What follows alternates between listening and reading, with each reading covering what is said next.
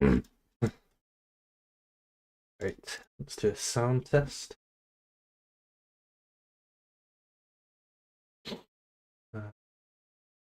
Control room. Sound test, sound test, sound test. Sound test, sound test, sound test. Okay, there we go. Sound test. Right, welcome back, ladies and gentlemen. Bear with my voice, I'm a little bit sick. But this is another Toplane coaching session. As usual, if you like the style of coaching you see in these videos, check the description, you'll see a link to my Fiverr where you could order. Right, let me jump in the call with this guy.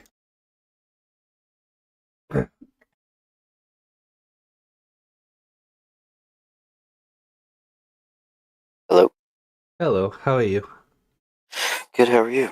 I'm okay. I seem to be getting a little bit sick, so you'll have to bear with my voice if I'm a bit like nasally. I'm in the same boat with you, honestly. It's the winter flu season, I think. Yep, All hate it. right, you ready to play though? What champions are we looking at playing? So, currently, right now,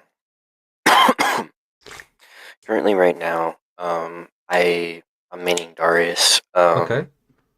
I was a Shen main for the longest time, but I can't carry games with Shen low elo, Yeah, so yeah.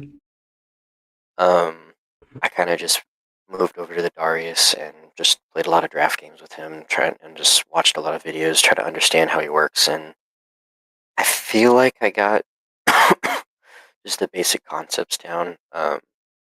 But in terms of snowballing and keeping that snowball going, because he's a very heavy snowballing champ. Um, Yes. uh, it's just I get a lead and then it kind of like falls off. So like mid to late game, I kind of struggle with. Early game, depending on what champion I'm laning against, I might struggle a lot more. Um, like an Alawi or like a Volley Bear, I kind of tend to struggle against those kind of champions with the healing and all that other kind of stuff. Okay. Yeah, So what do you find that you do well on Darius?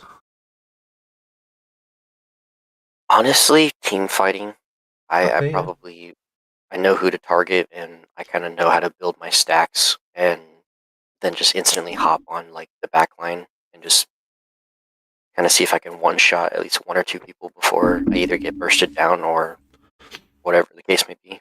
Okay. So you think for you, like personally, you think laning is more your area for improvement? Oh, 100%. Yeah, Okay, cool. Let's 100%. let's take a look. So the first thing we'll do is I'll just get you to play a game, and Mhm, in the first game, I'll not so much be teaching, but more watching and asking questions. I want to mhm, sort of understand where you're at, so that when we go into the first review, I can find the best things to highlight.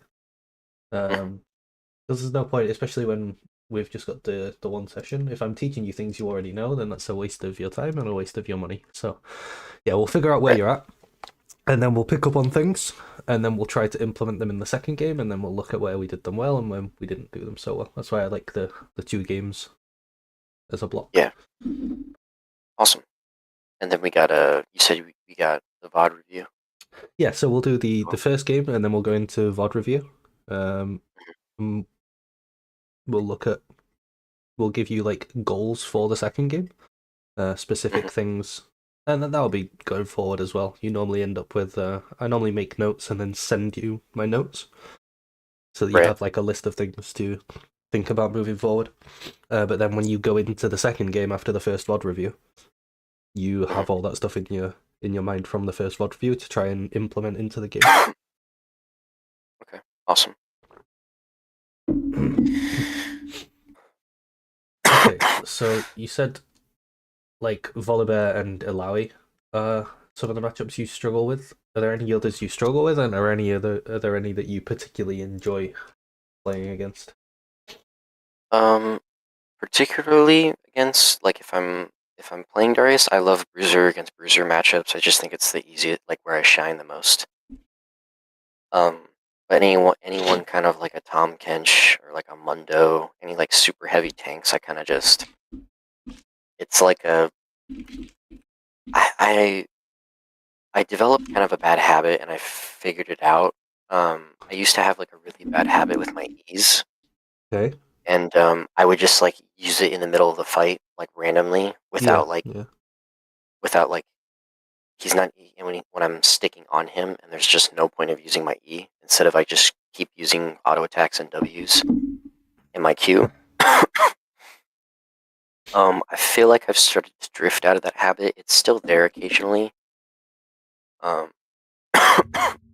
so I kind of have like notes on my second monitor, just kind of like only use E when they're like about to get away from you, or maybe flash or something like that. So Yeah, that's a really big thing on Darius as well. If you can ever start a fight without using your E, then mhm, if they, let's say you're playing against like Camille, right? This is why the Camille matchup's so hard for her. If she tries to E away from you, mhm, you just pull her back in, and it cancels the E, and then she dies.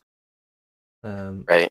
So a lot of the time, it's about finding ways to put the enemy in positions where they need to walk up to you without you having Mhm, to pull them in. right. I do one character. Well, one other character I do like playing against is Nasus because I Yeah. just zone him off and he just can't do anything. He just kind of sits there and like I don't know. They just always get dumbfounded, and I kind of just ruin their stacking rate early. So late game, they're pretty much useless. Yeah, that's a really good lane for Darius. If Nasus is trying to play like the traditional stack Nasus, which is kind of the only way to play Nasus because they sort of removed Emacs from the game. Hmm. Okay, nice. We have last pick. That's good. With Fiora jungle and Teemo support, so that's not ideal. But hey, what can you do? Mm. Probably this. Let's get the Mordekaiser.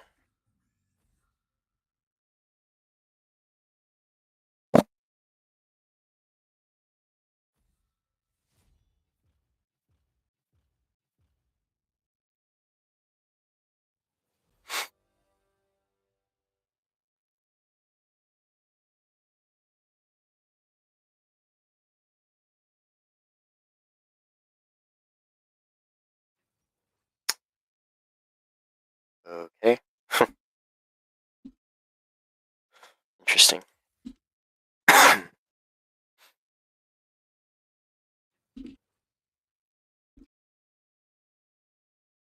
One thing I will say is that recently I've been kind of struggling because since the Victor rework, everyone's just playing either Victor top lane or like Oh, really? Heimer I top haven't lane. actually seen one yet, but I haven't played a game on this patch yet. I've been Yeah, too busy with work. yeah. That's interesting. I'm not entirely sure. I haven't read the patch notes yet. Maybe I'll have a little look while we're loading in. Yeah, I think it's more like his basic abilities are the same. It's just his R is just different. Hmm. Okay, so that's a Garen top lane.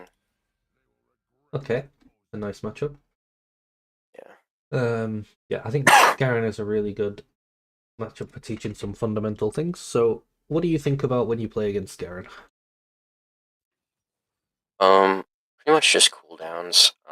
Yeah. I really just probably the main thing is that I kind of like in the beginning I struggled against him because of the whole E thing.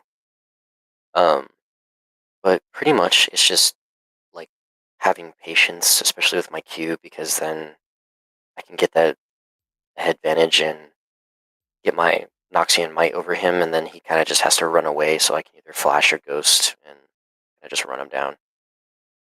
Um, but pretty much it's just cooldown management and um, making sure I don't just waste my E or my Q when he tries to hop on top of me.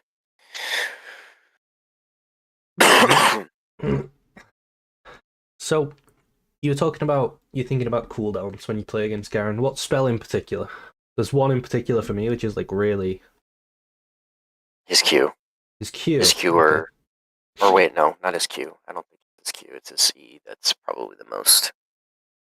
That's If he wastes interesting. his E, then the only thing he has is the Q. So That's true. He doesn't have damage if he doesn't have his E. For me yeah. though, his W is what like defines his ability to fight you. So if he uses his W, he becomes unreasonably tanky to the point that when he doesn't have it, he feels insanely squishy. So like if you a lot of the time you'll fight Garen and you'll be thinking like, damn, this guy's tanky, and that's because he's Wing in the trade. But if you fight him between his Ws, all of a sudden you one shot him and you're like, oh, he's just dead. Okay. Yeah. So if you can track the cooldown of his W, early game it's like 20 seconds. You have quite a big window to fight if he ever like sometimes you can sort of fake a trade or take a small trade and try and get him to use it and then back off and then go back in. Right. But yeah. Now what do you want to do? How much do you know about level ones? Particularly on a champ like Darius, level one's really important. So really for Darius, I just try to zone off because I'm just extremely strong. Unless it's like a lethal tempo character like Warwick or something along the lines of that. Okay. What do you I think kind of is? just Oh, sorry. Carry on. no, you're fine. No, currently on Darius, I just try to zone as much as possible. So normally, which is actually really surprising that we're doing a level 1. Okay, so he's just dead. Or not, so he burns flash. Okay, I mean, that's really good for you. Your laner has no flash. Yeah. Oh no. No, I'm just gonna let him die. I'll just ignore that at this Yeah. point. It's already done. It's decided. Okay, so what do you think the most important thing that defines who has control of the lane in the early game is at level 1? I like where you're standing. This is good. So something's going to happen in about 30 to 40 seconds that's going to determine who gets control of this lane. Do you know what it is? Level 2 spike. Exactly. So in pretty much every lane, whoever gets the level 2 spike completely zones away the other one. Right. Okay. Decent trade. It could have got the one more auto before the W. Right. That's nice though. Are you trying to zone XP? Yeah, I'm trying to zone XP. Okay. Nice. Alright. So at this point, you play for the level 2. I actually don't know what he's doing. Okay. I think you kill him if you just played on Yeah, your if I level get an 2 E. instead of going straight away, but it's still good.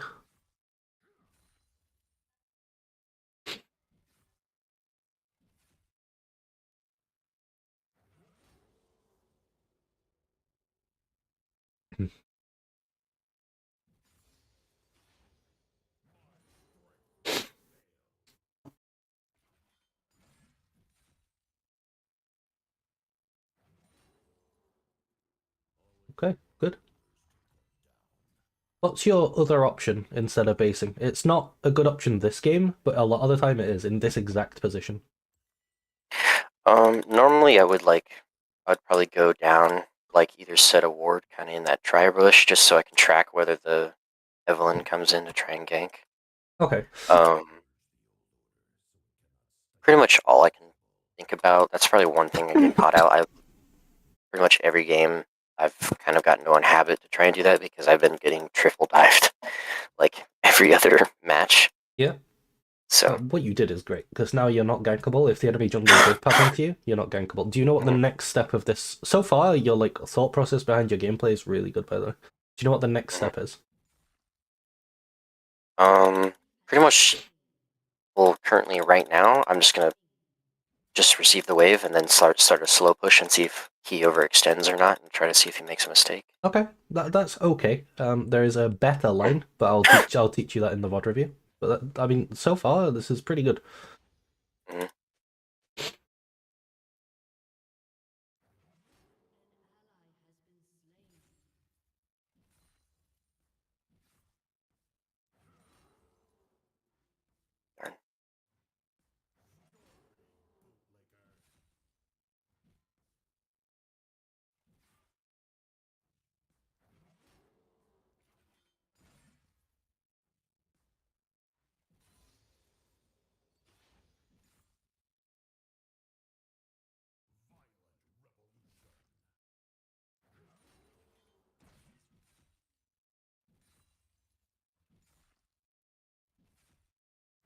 Okay, why did you hard push there? I mean, it's already stacked, and I just wanted to crash it. Okay. Most of the time, I actually kind of get a bad habit because normally around this time a jungler would gank me, so I kind of just hard crash it so that way it resets and it's just coming back to me. But also on top of that, I'm just gonna run at him and just zone him the whole entire time.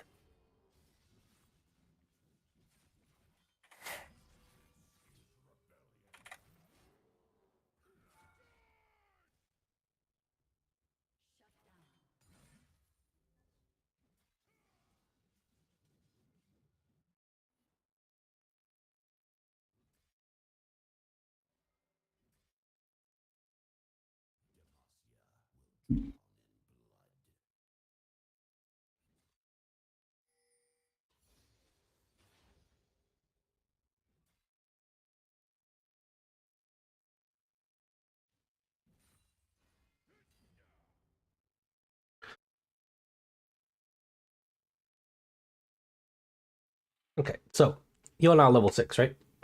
Mm-hmm. So one big thing that I want to go through in the review is how the two biggest level up timers are 2 and 6. I'll let you play this before I keep talking to you. Mm-hmm.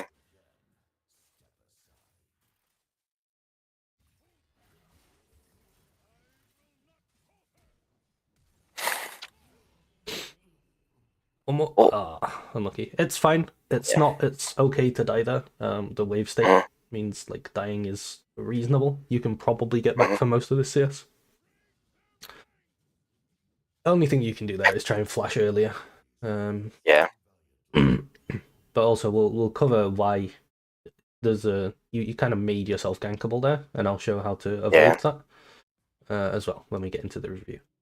So the two biggest level up timers are going to be 2 and 6. They're when you're like the most there's like the most power discrepancy between you and your opponent. Because 2, you literally have twice as many abilities as they do. Okay, yeah, no Right. flash. I like this play. No W as well. Perfect. You walk up. You don't waste E.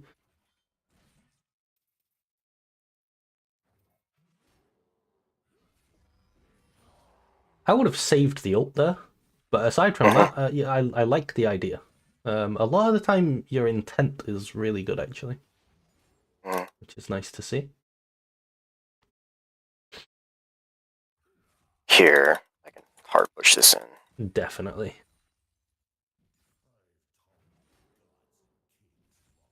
I'm kind of full health here. Yeah. I can probably take a plate and get away with it back. Okay.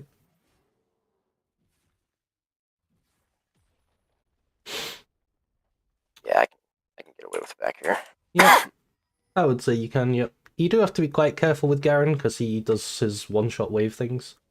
Mm-hmm. But you should be fine as long as you shop quickly, which you seem to be shopping fairly quickly. A really good shop as well. You spent exactly all of your money. That's great. That's like one easy way to assess the strength of your recalls. Is like if you can spend all your money, it's probably a pretty good recall. Mm-hmm. Yeah, I kind of tend to separate my item base a lot more. I don't try to go for full buy items like Yep. I could have bought Tiamat, but I There's a lot of just chose matchups on not to. Darius where boots is like matchup defining Really as good. well. So Yeah.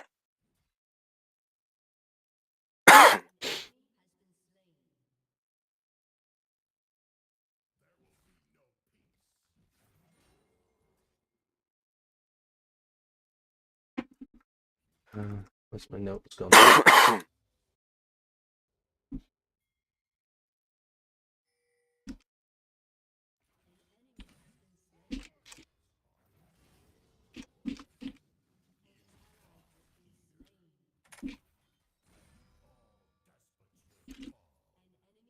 was just making some notes. That looks like a very good trade, though.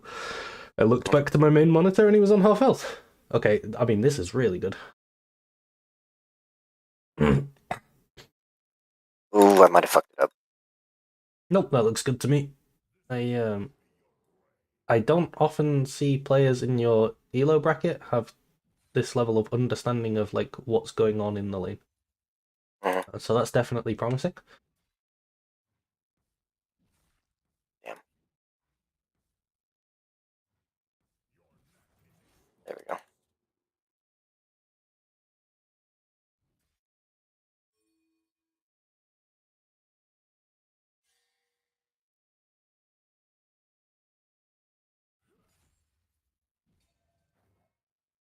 I can see a kill window coming up in a wave and a half time. Do you know why? Level 9. Level 9 is going to be big. That's going to be nice. An extra point in your queue. But the reason is actually that you're going to have Ghost, but he flashed when you flashed. So you're going to have Ghost and he's not going to have Flash. And if you look at like the wave state that you've set up for yourself, it's perfect for you to run him down the whole lane.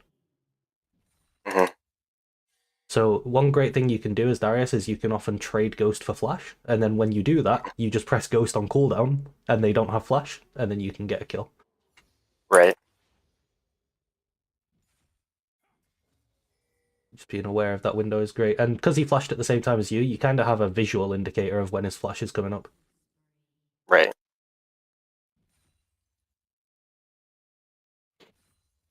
So if we manage to hold that freeze there, we could probably Ghost on him, but now he's been able to back off, but that's okay. Do you think this gank is likely to work? Well, I can certainly hope so.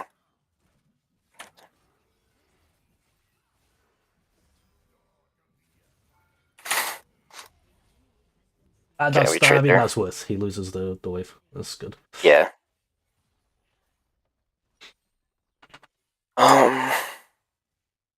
CC.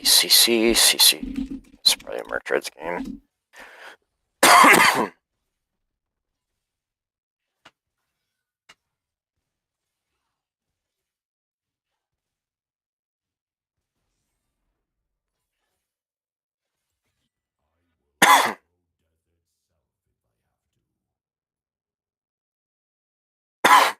Okay, this is really good for me though. I think in a lot of these situations, like you don't look indecisive, which is good. Like your intent is very clear, so I can kind of see exactly what you're trying to do, and it helps me understand your thought processes as well.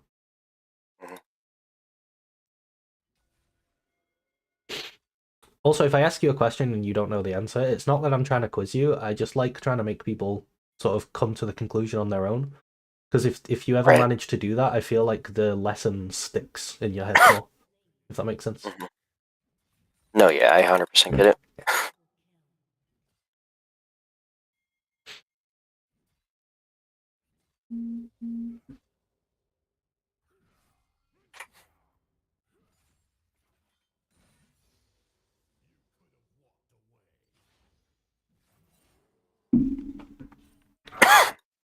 Great. My boss just asked me to go back into work again after this.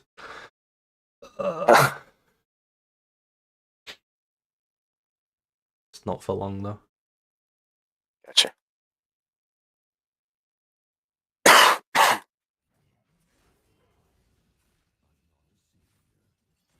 Oh, damn.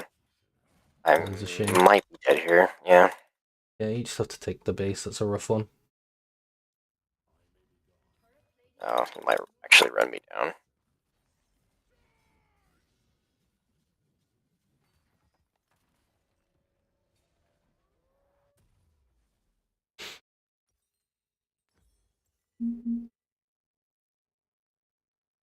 That's kind of unfortunate. Oh, jeez.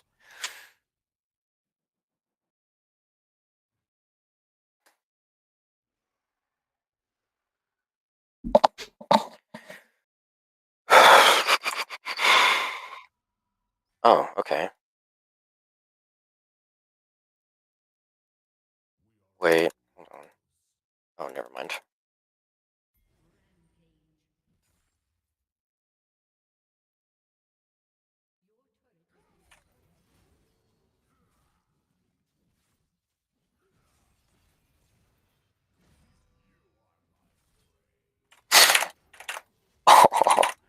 Oh, Oh my nice. gosh, I got so Close then. lucky with that.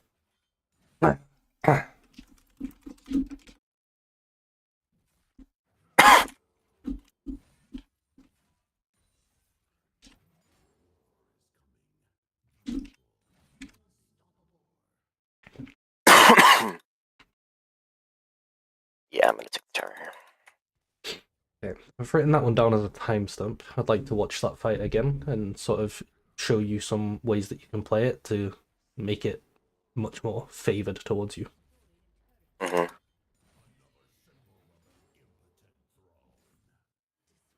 Oh crap.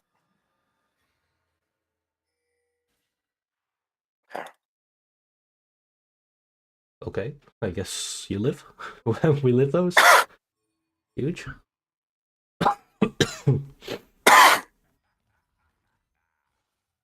Okay, so once the plates drop at 14 minutes, what I normally tell Mhm, people is that your next goal should be to get the tier 1 turret. Now, you've already done that, which is great. Do you know why? mhm. Sorry, repeat that real quick. So, yeah, after 14 minutes, when the plates drop and the turrets are a lot more vulnerable, Mhm, I normally tell people as a top laner, your next goal should be to take that turret. mhm, Um, it's the best way to push yourself towards a victory mhm. and help you impact the game. But do you know why that is? Um, Honestly, no. Okay. Probably the biggest, probably the biggest thing I have right now, or at least the goal I kind of set myself in the game, is that if I'm steamrolling really hard and I get first tower or first turret, and even regardless still, I'm pushing for tier 2, and then as soon as tier 2 tier 2 top is gone, Yeah. I try to push for tier 2 bot side. Okay, yeah. I mean that's a insanely good way to snowball if you're strong enough to do that. If you're strong enough to take T2 and then base and go bot and take that T2, then you Oh, will be the strongest champion in the game. mhm. This is a good thing for you, I think. Oh, Okay, try to use your W into your Q. So you see there he managed to dodge it. It doesn't matter, he's dead mhm, anyway. But a lot of the time, your Q is going to be really important as Darius. You put most of your points into it, and it deals a ton of mhm. damage, especially when you got your passive active. Think of your W and E as tools to hit your Q a lot of the time. So if you W Q, they're going to be 90% slowed, and it's really hard to dodge it. Or if you E straight into Q, they're in the pull, so they can't dodge it. Yeah. The WQ one it works perfectly fine against most champs. If they have a dash and they have it ready, then you might need to EQ them. So, for example, in the Riven matchup, a lot of the time, the only way you can ever actually land a Q on her is by EQing her. Mhm. Because otherwise, she'll just dash inside Right, it and start fighting you inside your Q. right.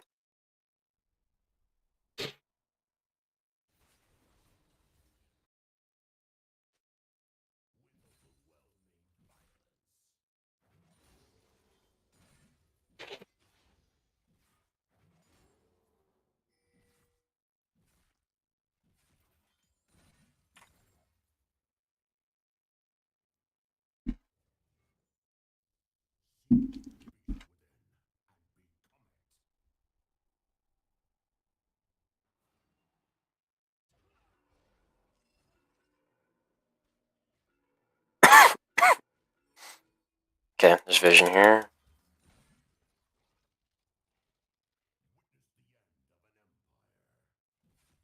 So, do you have any other goals or ideas of how to push this game forward other than trying to get this T2? Like, what if people keep coming to defend this T2?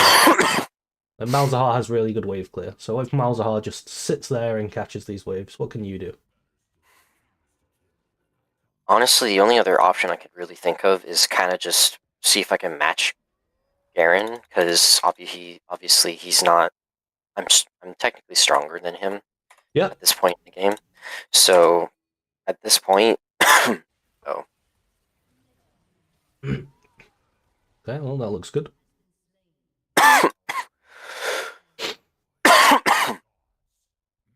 actually, at this point in time, I'm gonna go push mid in because they already have him cornered,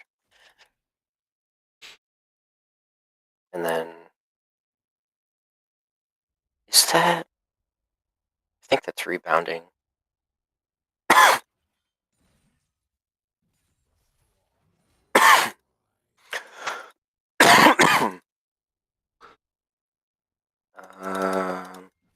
See if I can crash this wave real quick.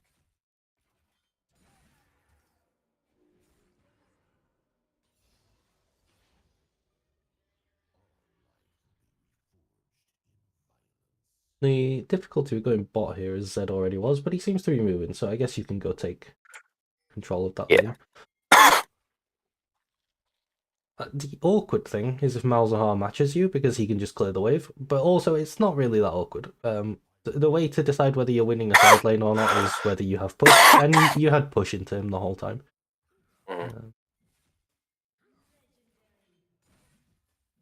Yeah, all I want you to do for the rest of this mid game is when you push waves like this, obviously sometimes you can hit the turret, and if you get the turret, it's great.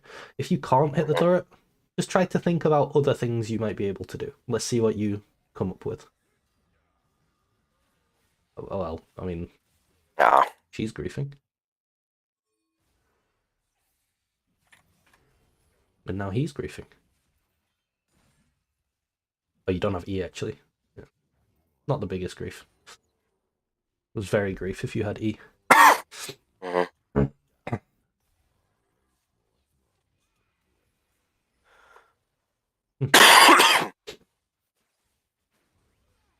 Actually, let's see if I can get that. Yeah, this looks decent, actually.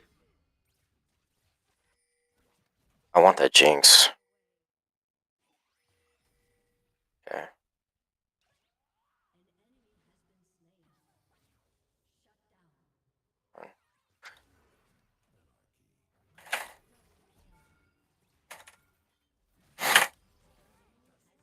Okay, you got it. I think you could have ghosted on her a bit earlier. I think you were a bit hesitant, but I like the plan. Yeah. Again, like a lot of your sort of plans of doing things are great. How can you make plans like that? Stuff like that's really good to do as Darius, because if you're in a bush and someone walks into said bush, a lot of the time they're just dead. Because then you have your E ready to pull them back in if they try to escape. How can you make those plays more consistent? How can I? What was that last part? How can you make those plays more consistent, where you take control of a bush and wait for someone to check into you?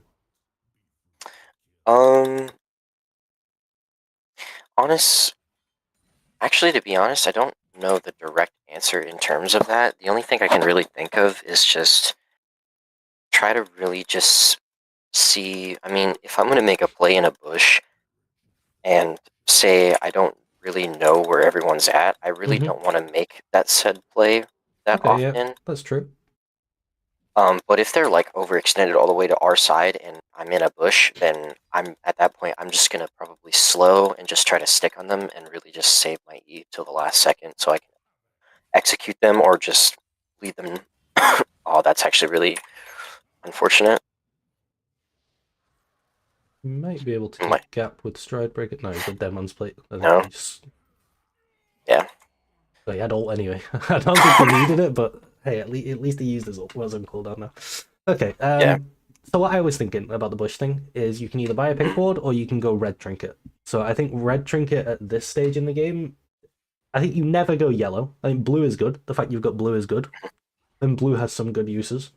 Red also has some really good uses. When you're ahead, I really like red. Which is good because it rhymes, so you can remember it. So if you're ahead, go red. Because if you're ahead, you will naturally be on the enemy side of the map more. And when we get to some stuff that we'll cover later, I'll explain why it's so helpful. So why do we swap to red?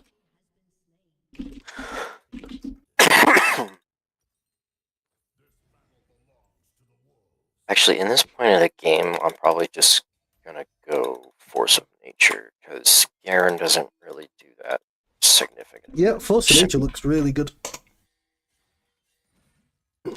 Like Force of Nature and Dead Man's Plate are two of the best items on Darius. If they have a lot of slows, like they do have Anivia, but that's kind of it. Unless Malzahar went Rylai's, but he didn't. But if they have a lot of slows, then Dead Man's is really good. Another item I like to buy on Darius is if they're very heavy AD, rather than being really heavy AP like they are here. I really like Death Stance. That item's extremely good into very AD stacked teams. Yeah, because most of the time, I naturally learn this over time. Most of the time, any champion that ran Bork, I don't know. Personally, to me, I just think anti-heal is, especially in low elo, and someone's just really fed and they have Bork. I think it's just an imaginary stat. I don't think Grievous Wounds is actually real sometimes. So most of the time, I just run Deadmans just because of the fact that all their like 10% health burst damage is still over 3 seconds. So I think Grievous Wounds is useful, but on champs like Darius, it's I would normally say it's not really your job to have it because it's so hard for you to apply it. Whereas a champion like if Teemo gets Oblivion Orb, they just step on a shroom. There you go. Or like if Ashe gets it, she presses W. There you go. You have to get in range and apply it and stick on them. Kind of awkward. Yeah. But yeah, sometimes I like your itemization looks fine. Basically, I would those two items pretty much every single game. I would go first two items. Sometimes I would go Trinity. I think you could go Trinity in this matchup, but it's not great into Jinx and Malzahar. The Trinity Stridebreaker decision is basically, are they going to need to be close to me to play the game anyway? And then I don't need Stridebreaker to get to them. If you play versus all melee, you can just go Trinity Force and have more damage than Stridebreaker. Okay, so he wouldn't be running up on me if someone's...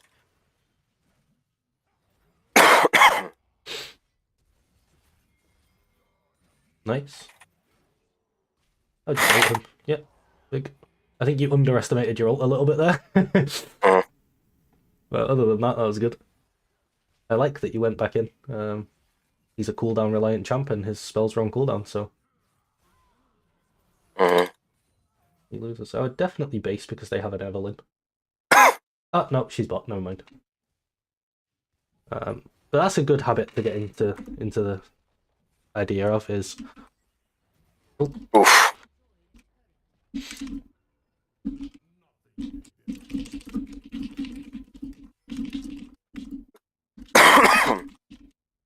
Yeah, so the habit is like after you make a play, figure out who is where on the map, and are you allowed to push? Is it legal for you to push, or do you die?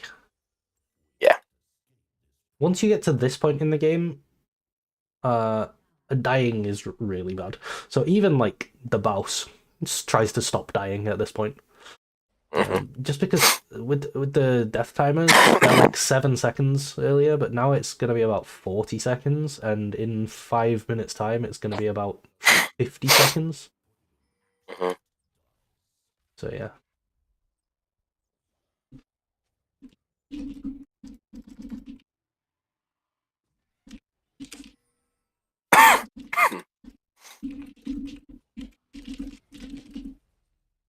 Okay.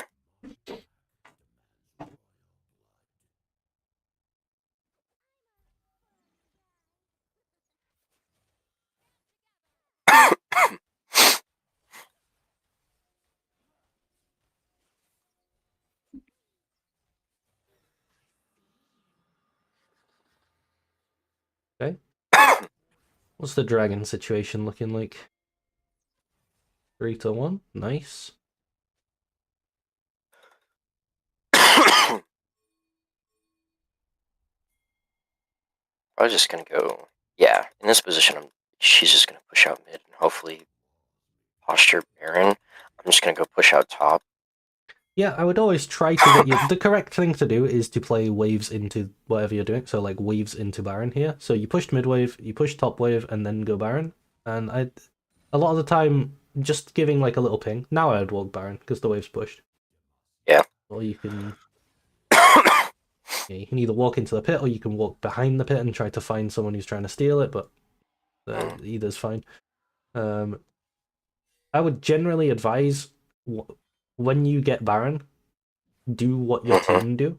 So, for example, it's Baron's a thing that like you have this 3 minute window where you really want to maximize it. Now it's kind of hard to maximize it because Teemo's in base and the rest are in mid, and like when you get Baron, for me it's either everybody recalls or nobody recalls.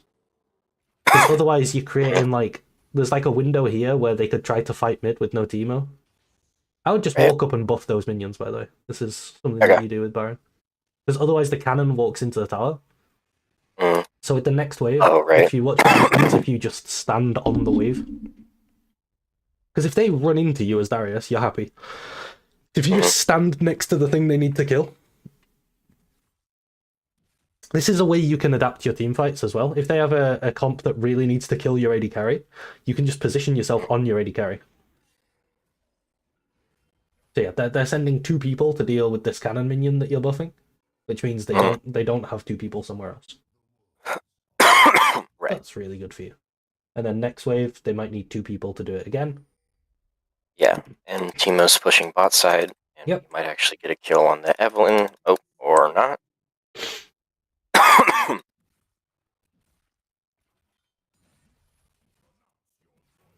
Yeah. So yeah, you just stay with that thing. If Garen tries to kill it, you kill him. Mm-hmm. I would walk up to him. I wouldn't let him hit Mm-hmm. your creeps. I know I said the cannon, but you can kind of be a bit more in his face than that. That's good. Now it's hitting the tower. Oh, no W. No W, no Q.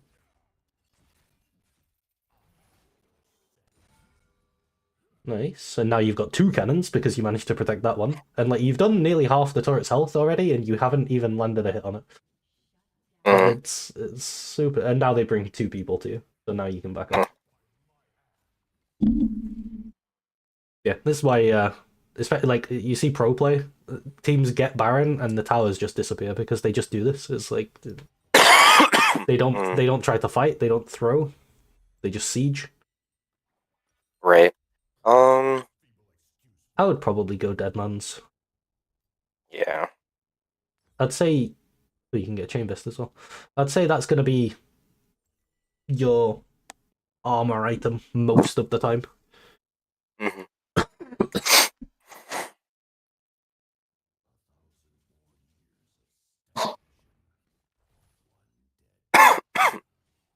Move speed's an exceptional stat on Darius. Oh, 100%. Yeah.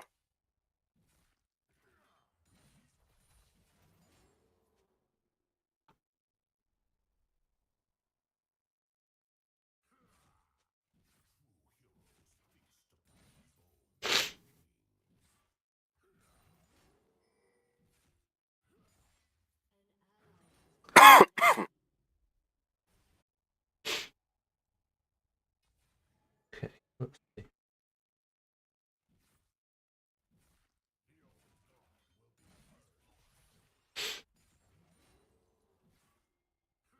I think you can just kill like here you're just judging who is where on the map, right? You can see that the enemy Right. team are mostly mid. So I Yeah. think okay, Oh. Evelyn's here. That's fine. If she wasn't, I probably would have dove the Jinx. Okay, huge 2v1. Oh,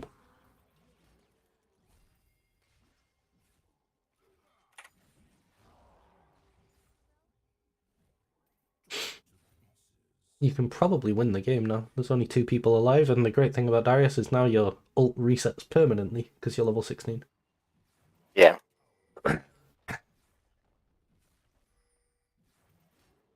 I'd look at Malzahar here, or Anivia. Mm-hmm. Don't be afraid to flash on them because if you kill them, you probably win the game.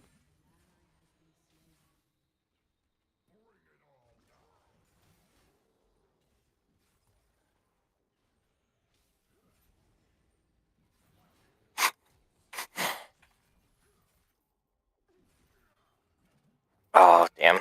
That's not good. Not ideal. Damn. You get the inhib at least? No. No. Unfortunate. Damn.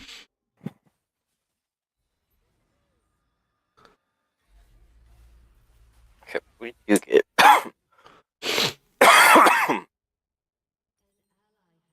This should be fine.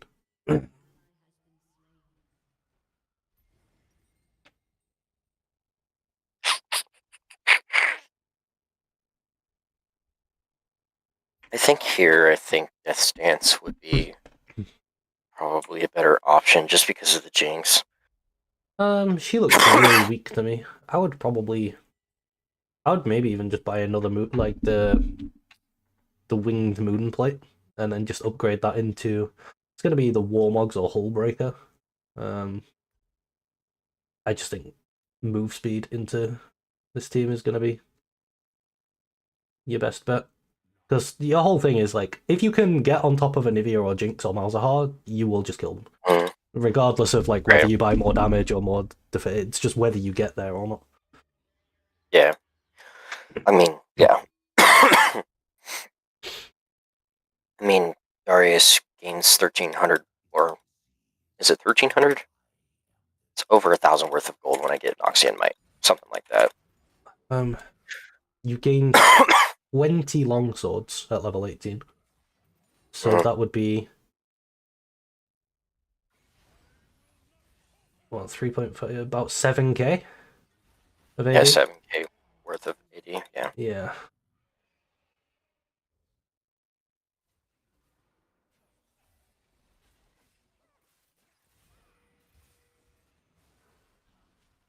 Okay.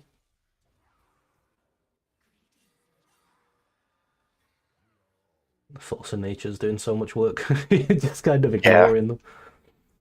I would probably go Warmogs, because then you can do that, and then you would just be full HP again now anyway.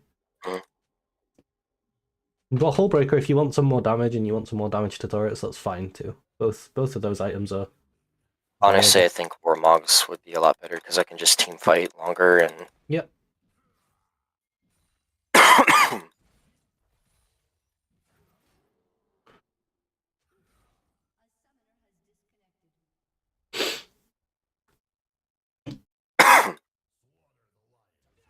Okay.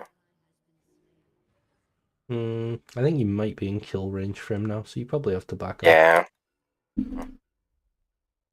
His ult's quite scary.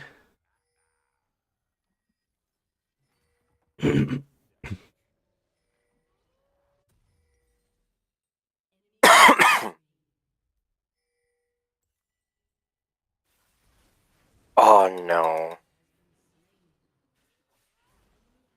Okay, well we get one.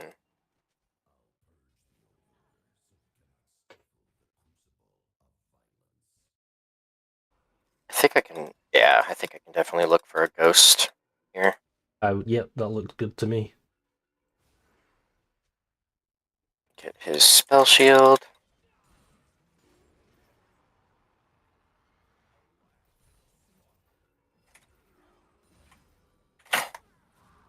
Nice. You can probably base and go topside and play Baron when your Zed and Ash will respawn and Malzahar's still dead. You play a 4v5. So yeah, at this point in the game, he's dead for like a minute. So you just created a huge window to do something. And then the way I came to the conclusion of Baron is I just looked around the map like, what can we do with this? And the options are inhibitors or Baron. Unfortunately, Teemo just died, so now it's not a 4v5. Well, I mean, he still has mushrooms on the map. 4.5 v5.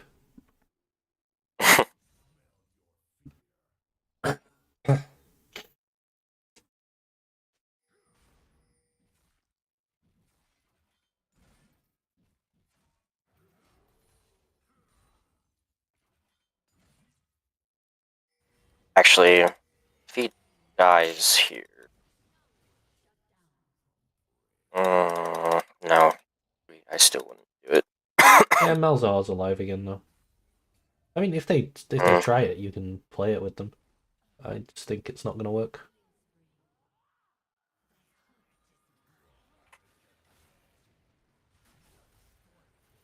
Oh my goodness.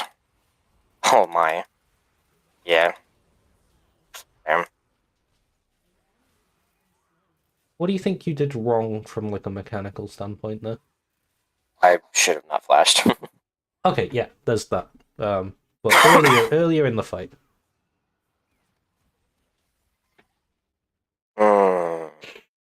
I probably shouldn't have E'd, and I probably should at least look for a W, so maybe I can Yeah, slow. I definitely wouldn't have E'd the Evelyn. I would have, like, if you E'd the Anivia even, I think that would have been fine. Um, Mm-hmm. you had Yeah, all your put it stacks on in there. Anivia, so pulling Yeah, Evelyn into range doesn't really help you. yeah.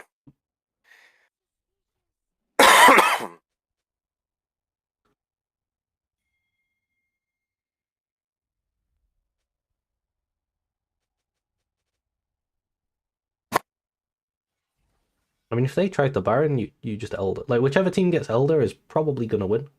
I would ping Mhm. them away from that and tell them that Elder's alive.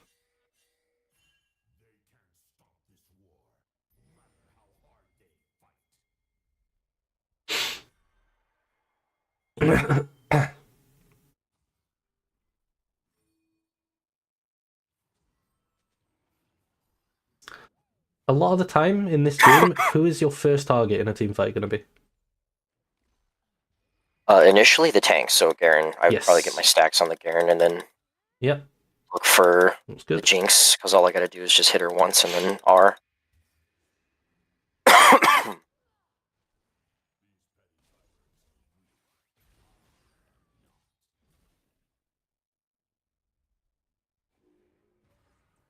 Okay. My ghost, if we can delay this long enough, my ghost is up too, so. Yeah, it's much easier to approach this dragon the way you're doing now. You see how if you get into the river, you have the whole river to walk through, whereas before you were trying to walk through that little choke. Mm-hmm. So what I would have tried to do there is get out of this choke and into the river bush. Like now you can, you Mm-hmm. have time, and now you have so much more space to play with. It's so much easier. Mm-hmm. Okay, you definitely walk in there. If your team start fighting, you want to walk in front of them. Mm-hmm.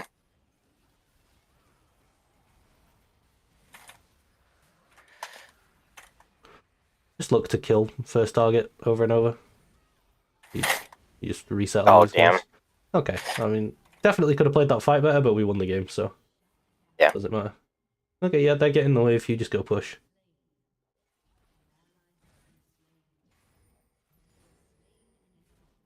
No, you end. Uh, yeah. I mean, you have to do what your team is doing. Okay, they're doing what you're doing. Good. Yeah.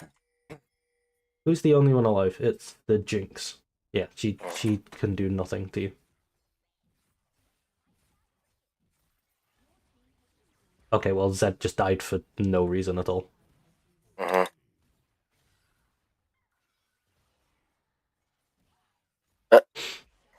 Okay. Well, then at that point, I'm just gonna try and. I think you should probably leave now. He's Yeah, gonna I'm just gonna. respawn.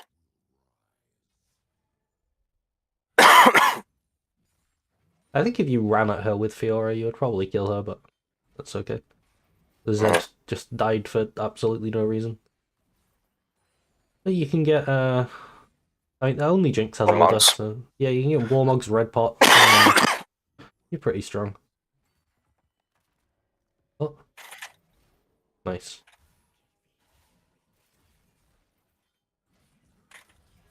He's dead. She dies, yeah.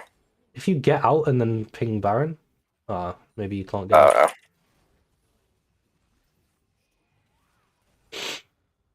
Or maybe with the move speed? No. Nope. They have a massive push going, so. Yeah. Um, I'm not sure the value difference between like whether you want red or brown pot. I don't Mm-hmm. think brown pot you're mostly thinking about it for the tenacity. It doesn't really Mm-hmm. help you that much here. There's not that much CC. There's like Malzahar and I guess like a Nivea stun. I'd probably just go red pot.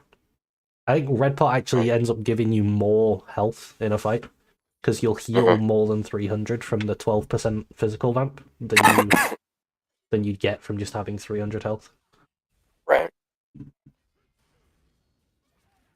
so they didn't go Baron. Okay.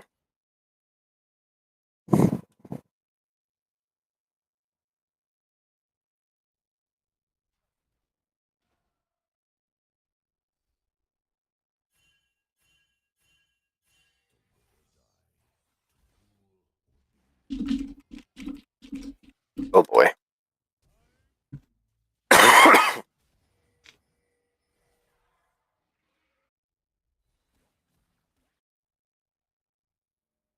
It's a long game.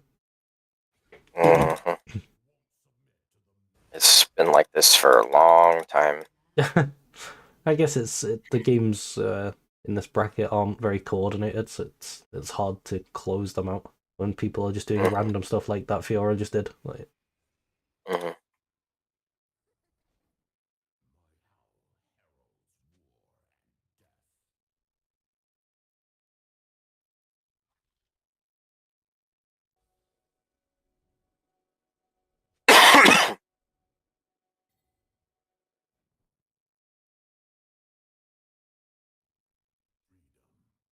Yeah, okay, so they're looking for it. yep.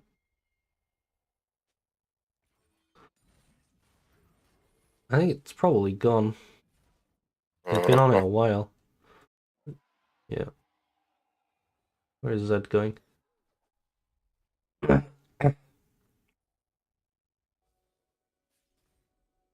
If you can pick them off, it's great.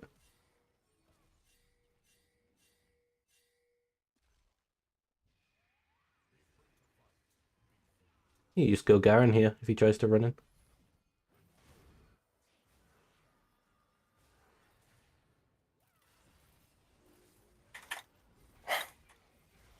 Oh, yeah. Okay. Actually, wait. If the Zed can get that push. I think that's a situation where that Garen was dead. He Mhm. kind of griefed it, but you got hesitant and started backing off. If you just he was 3 stacks, right? So if you EQ'd him and then just auto ult, you'd get a Mhm. 5 stack ult and he would just disappear. At this Yeah. point, your ult 5 stacked is refresh your pot, by the way, while you're dead. Your Mhm. elixir. Your ult's gonna do like I think 1.5 maybe. It says 1,000, but it's not taking into account your passive AD. So how Mhm. much? What's the AD ratio on it? If you hold shift over it, 150. So it would add 300 more damage from the 200 Mhm. AD from the. So it's going to do 1.3 thousand damage.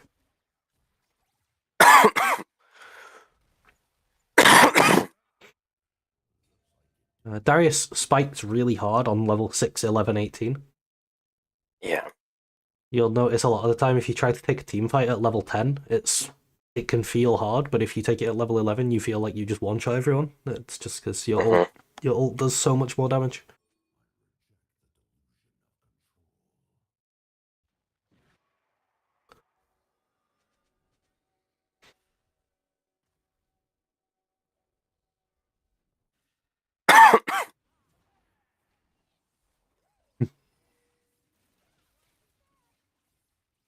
I yeah. This. Definitely get in there. You need to Oh be in really? the yeah for sure. Yeah. If they get this, they win the game. So you need to fight it. Yeah. And if you were in there, I think maybe you could have killed people.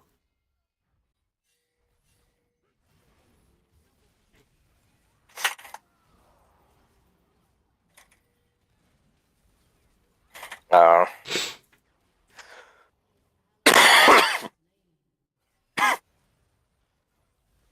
oh, he's dead. Yeah.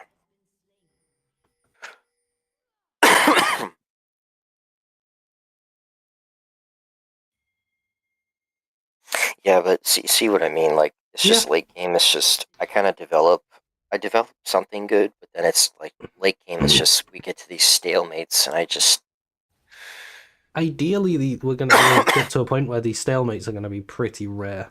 But in the cases where Mhm. they do happen, the more you just play your champ, you naturally improve mechanically to the Mhm. point that I think in most of these fights, also the main thing that you wouldn't naturally improve is confidence. If you just have the confidence to be in the fight, and just play it and see how it goes. The more you do that, Mm-hmm. the better they will end up every time. Because Right. I think the past 2 or 3 objectives, if you were just in there, like, you're very tanky, you don't need to worry about dying. And also, Right. if they're hitting you, they're not hitting your team. Mm-hmm. Okay. I need to actually find a North American account to log into so that I can open the replay. 1 second. So used to doing Europe. I do have one. Here we go.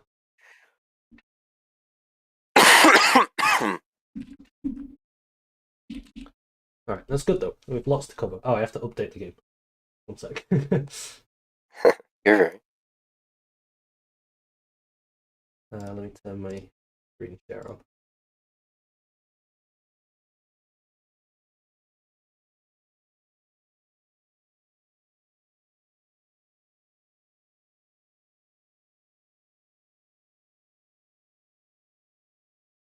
Okay, my screen should be sharing now.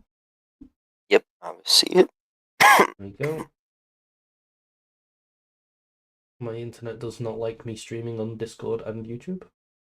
It's trying to update the game. It's not very happy. Oh, want to see a little hack? Watch this. I'm going to turn my monitor off. Watch the download number. I have no idea why this happens. Wait, what the heck? Yep, I don't know. That's My fiance got me a new monitor for Christmas because for some reason when I turn this monitor on, my internet dies. I like your background, by the way. That's cool. Oh, thank you. Yeah, you hover the mouse over it and it reveals the other version. Nice one.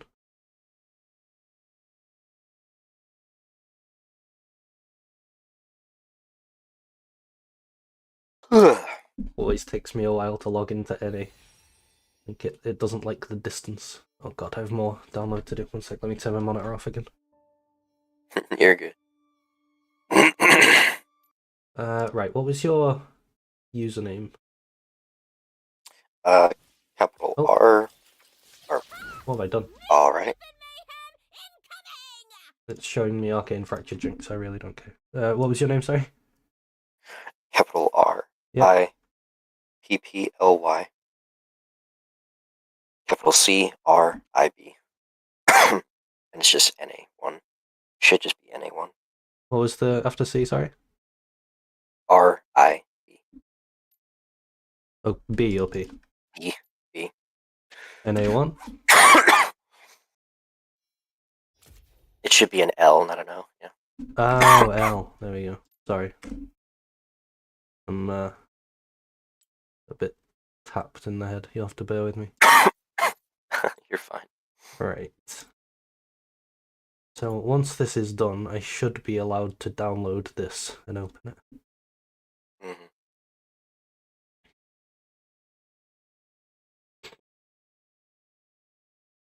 Then I'll go through this big list of notes that I have, one by one.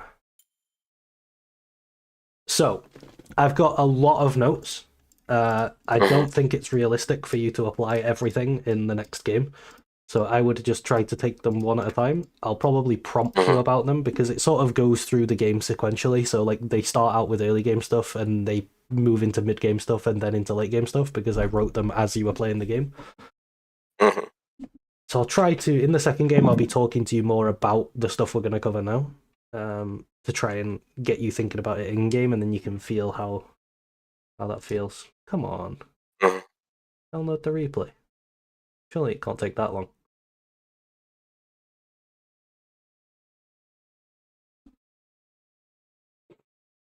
There we go.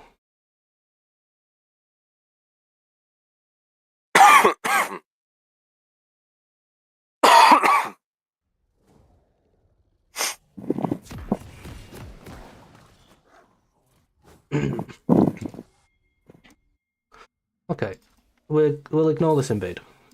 That's just weird shenanigans. So first off, I really like where you're standing. I also really like when you walk into this bush.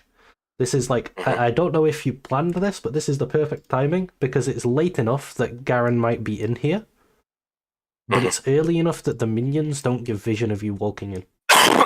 So it's like, the only thing I would change is I would walk in like this. Because then if if he's here, in there, yeah, he has to walk through you to get out. Yeah, I can kind of walk with him when he comes out. Most of the time, I don't really. Well, it really depends. Either like here, pause it. Yeah. Sometimes, like where that ward is placed, Garen's ward. Some of the time, I'll ward that and I'll kind of sit in that dry push. I know that's kind of like a. It doesn't really. No one really sits there in this elo, but I kind of just do that just because. Okay. Because most of the time, like at least that I notice in this elo, this Garen is going to be closer to the this bush over here. So most of the time, I kind of just like after that, just walk up and kind of just hug the wall, and he kind of just has to walk straight back. So it's kind of like the same tactic, just the different side. Okay. So I would say there are two things I would do other than this at level 1 as Darius. One, well, maybe 3. One is I would wait in this bush. No, yeah, there's 2 other things. One is I would wait here, which is what you're doing. Now, with this one, do you know what determines whether you go for the XP zone and the trade, or what determines if you just go and play the lane standardly? Like, do you know what the correct thing for Garen to do to combat you being here is?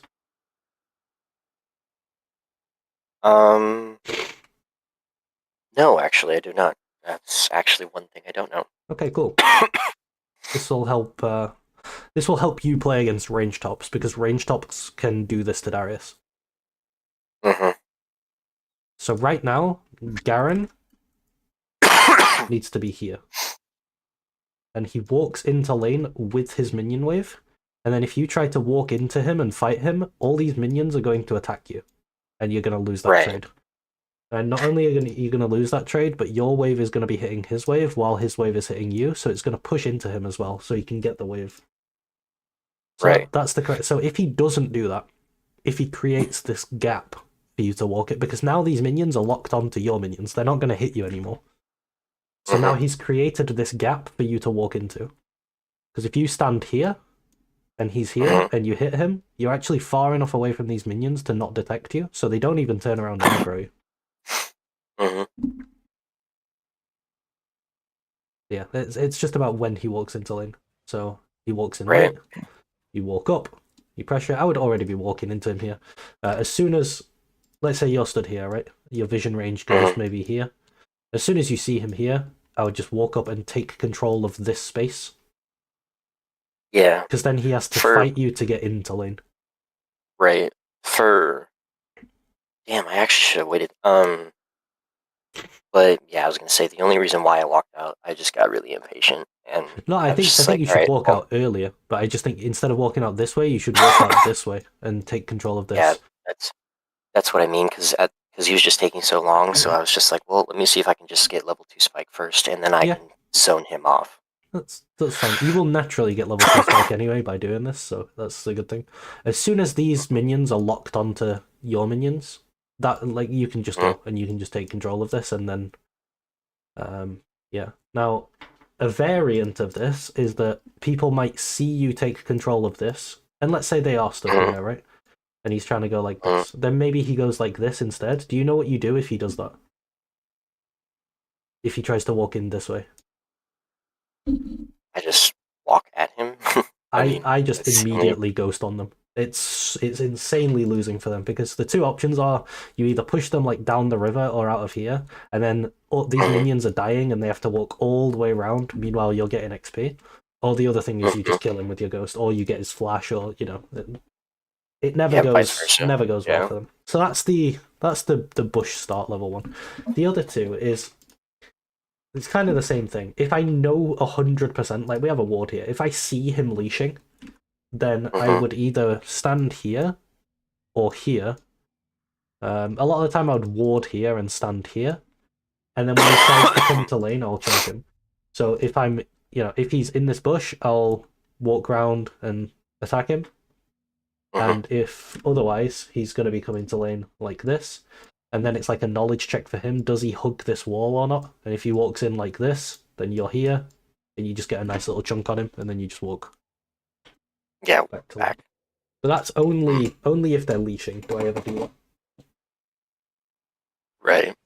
Okay, so the next thing I have here, you could have just got the free auto attack, but you see it's going pretty well for you. You do have minion aggro, which is why you don't actually end up denying XP, is because these minions don't die because these minions hit you, and these minions hit you because you were close enough to him when you hit him, and the reason you were close enough to him when you hit him is because you didn't leave early and take control of this line.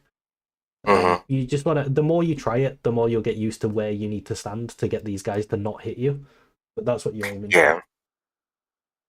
Yeah, because normally I've just watched a lot of, at least pro games, where just a lot of Darius players, and it's super annoying because in pro play they just have to respect it because, I mean, all you guys are really evenly skilled, so, I mean, they just have to respect him zoning off because it's just like, well, I don't want to fight a Darius because he just wins, so... Yeah. But in this elo, obviously everyone just rams their head against the wall and see if something works. So what you'll see a lot in Halo is, and you can do this against range tops as well. The Garen would walk in with the minions, and he would put his ward here instantly. And then if you hit him, not only will the minions aggro you, but you can't even drop aggro in the bush, so they will follow you and keep aggroing you, and you'll lose a lot of health, and you'll be like pushing too fast.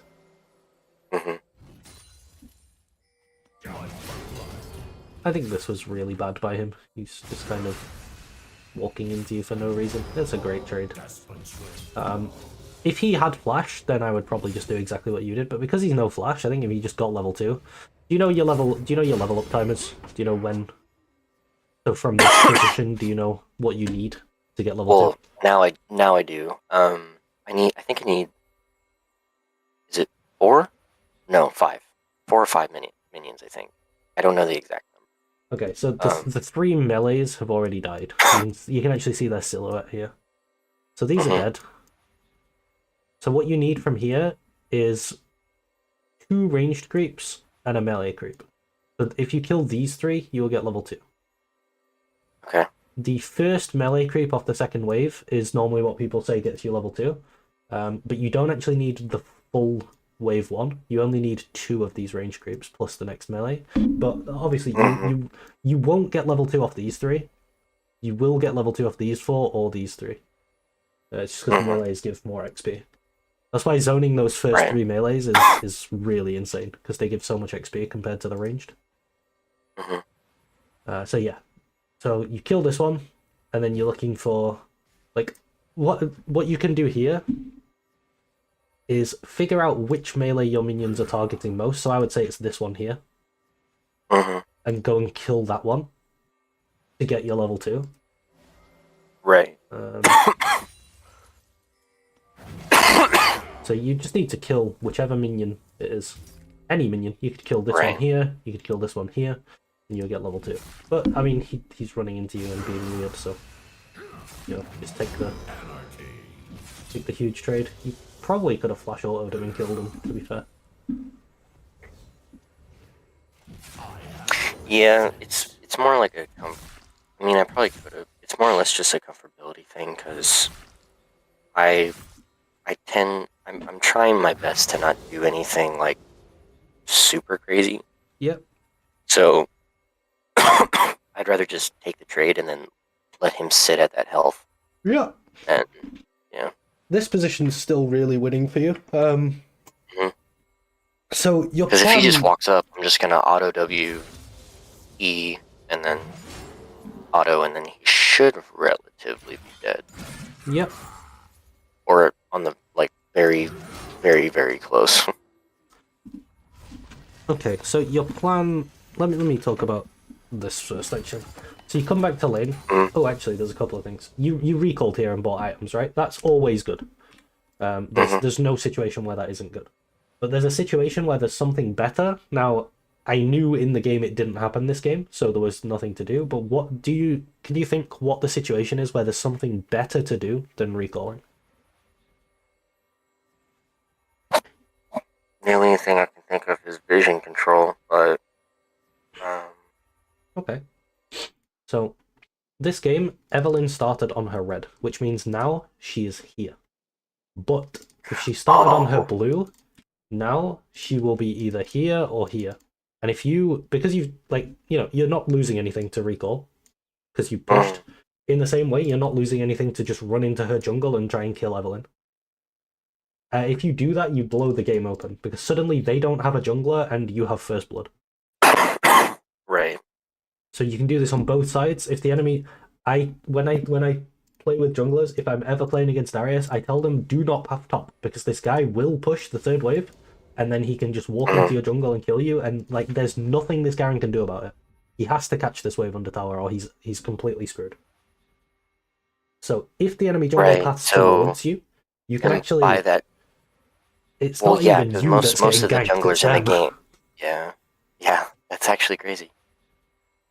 Okay, and so like, what would so like in terms of like, so like right there, obviously no, right? Because she started She's not red there. side and she's working her way down. Yeah, you need to know that she's pathing into you. So there's a couple of ways you can do this. One is what you got this game. You just had a ward on it early.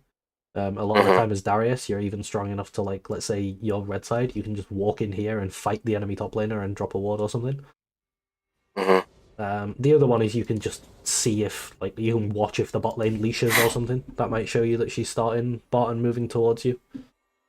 But right, yeah, if you get an idea that she's going to be there, you can look to go and do that. The other thing you can do so is gank relatively, mid, but that's pretty rare. So relatively, if I want this to work, I have to know that she's starting her blue side Or her red side if I'm on the yeah, on the opposite side of the map. And then I should be crashing the wave pretty much around 3 minutes, and then I just go walk. Exactly what you did this game. You just crash the third wave and you just walk in. And so, like, is there ever like a matchup that I just don't do that with? Because I do know like Warwick is also very dangerous to do that against. I mean, if you lose a lot of health on your third wave crash, then you can just base. But here you were basically, I mean, you were like close to full health when you crashed the wave. Yeah. Yeah.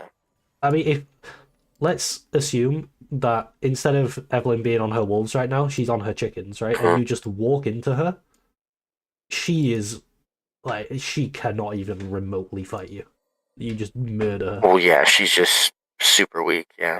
Yeah, and you slow down her jungle clear so much, and you put her camps on her, because then she probably has to flash out and recall, and then it's like she wants to have it. So this game, what's going to happen for Evelyn is she did her red, and then her Krugs, and then her chickens, and then her wolves, and then her Gromp, and then her blue. And then that means that next time, after she comes out of base, they're going to respawn Krugs, chickens, wolves, Gromp, and she loves that. She can just go and farm them in a sequence again, and then do something, and then farm them in a sequence.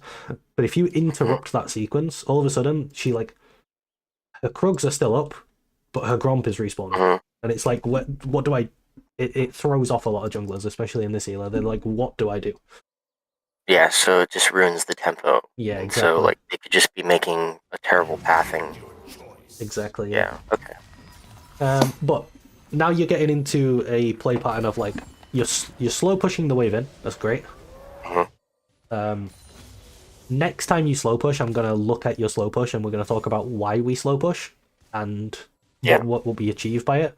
But what happens at the end of the slow push? So what's happening here? So it's starting to rebound, so he's starting to build up a slow push back into me. Yeah, so what's his game plan here as Garen? I mean, currently as the Garen, I would be slow pushing back into me. I mean, that's pretty much the only thing, though. The only dangerous thing is, though, is that if he stays too long, I can just ghost on him and then he's dead. Yep. So I probably at this point in time, I would actually be... I would probably just be building up a slow push, and at a certain point, just kind of like just let it go. And I mean, there's nothing he can really do because I could freeze the wave, and he's just even more screwed at that point because he cannot fight me at half health. I mean, yeah. So slow pushing is correct for him. If he what's going to happen here, like you said, your goal, this is what I'm going to get to, is to freeze the wave, is to break his crash. Because his goal is to crash and recall. Your goal is to break his crash. So, for me, this wave is the one you have to break it on. What you have to do is you have to be able to walk up and thin this wave out a bit to weaken his slow push. Because the way for him to get this reset off, this is a matchup where, like, in a straight 1v1, if you just fist fight, especially with you now having an extra longsword, he is losing. Yeah. But the way for him to crash is he slow pushes this one, which builds this wave even bigger. And then by the time the next wave comes, this wave is so big that even though you have an extra longsword and you're Darius, you can't fight him in this wave. Because it's like this wave plus another wave. So then he can brute force the wave into your tower by the nature of it being so big. So what you want to do is, before it gets to that point, you want to come up and start thinning this wave. So I would kill probably like these minions and just leave the rest of them. And that will still push towards you, but it won't. It'll be small enough that he can't crash it, and that will keep him locked in lane. So he can't back. Yes. Or he can, but if he backs, he will lose at least a full wave of minions, and even when he gets back, the wave's in no better state. Right, so like here... I would just walk up and queue the front minions. Yeah, queue the front minions, or maybe I can angle it so I can kill like a melee or a mage or something. He pushed too fast, to be honest. He wants the minions to meet here. They're going to meet like here. As it happens, he timed it in literally the worst possible way, because it doesn't crash into the tower, and it doesn't. It puts it in a position where so you end up getting a freeze anyway. But you didn't create this freeze. He just kind of misplayed his wave. If you walked up and thinned his wave so that he couldn't crash it, because here it's still, because you didn't thin it, it's still pretty huge. The other thing is, I would definitely hold this freeze. It's kind of awkward because some of the minions are walking into tower. Okay, yeah, so you're breaking this freeze by hitting it now. I guess this minion's inting. They're walking in. Okay, the freeze is broken. It's fine. He still lost creeps on his recall because it was not fully crashed. Okay, so now we're slow pushing, right? I would slow push 2 waves. So I would slow push this wave and fast push the next one. Why do we slow push? And what do we achieve by doing it? So at least from my knowledge of slow pushing, just if you build up a slow push, it makes it really dangerous for him to try and engage on me, because obviously level 1 through 5, even 6, it's just, if you have enough minions, it's just a super punishing trade if you try to fight me in it.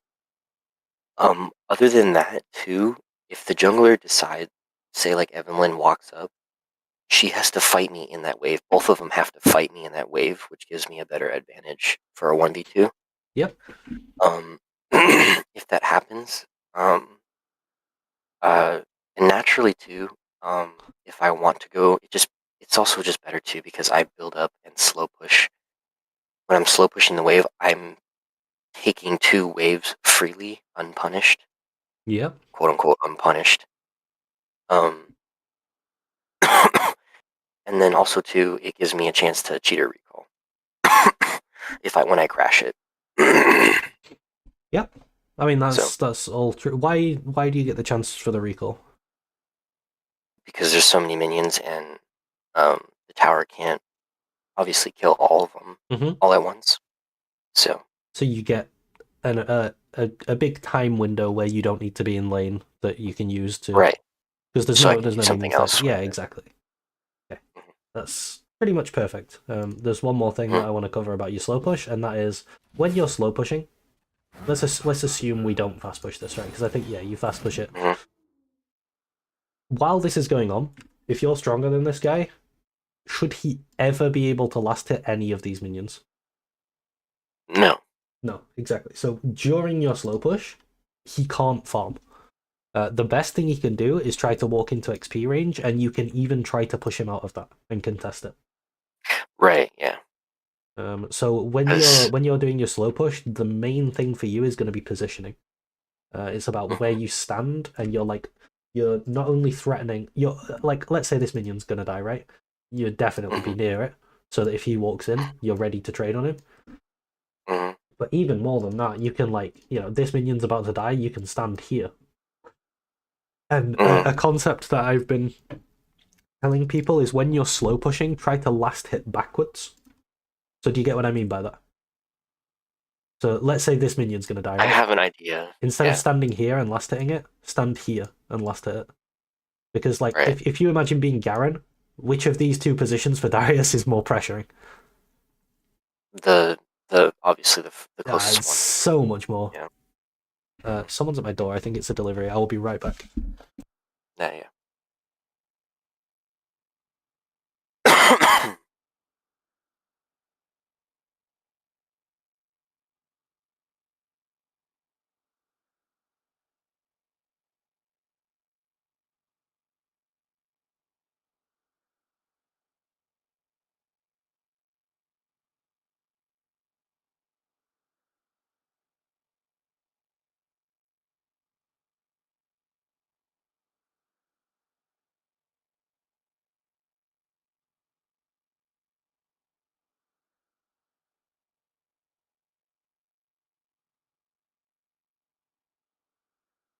Sorry about that. It was the Amazon guy. It's no problem at all. Right. Where were we? Yeah, so for you, it's the same thing, right? You're the same distance from this minion you're trying to last hit, but for him, there's so much more pressure on him. Like, he's thinking about this minion, and he could maybe stand, like, here, if you're here. But if you're here, he has to stand, like, all the way up here. And then it's starting to be like, if you push just a little bit more, you can push him to here. He's not getting XP on this minion. Oh, okay, I see. Yeah. So yeah, when you're slow pushing, a lot of it's going to be about your position in the lane. So the key concept, I would say, would be last hit backwards. It's very, very easy to remember. And then, as you said, you said it as a cheater recall. This wave's going to crash now, but it's not as big as it could be, so your timer to do something else is going to be smaller. Very short, yeah. You do now have a timer to do something else. So what are some things you can do when you create this situation, when the wave crashes into the tower? I normally think of three things. 3 things? Yeah. I mean, depending on what time it is in the game, sorry, sometimes it's 4 things. Right now there's 3, but next time you do it, there'll be 4.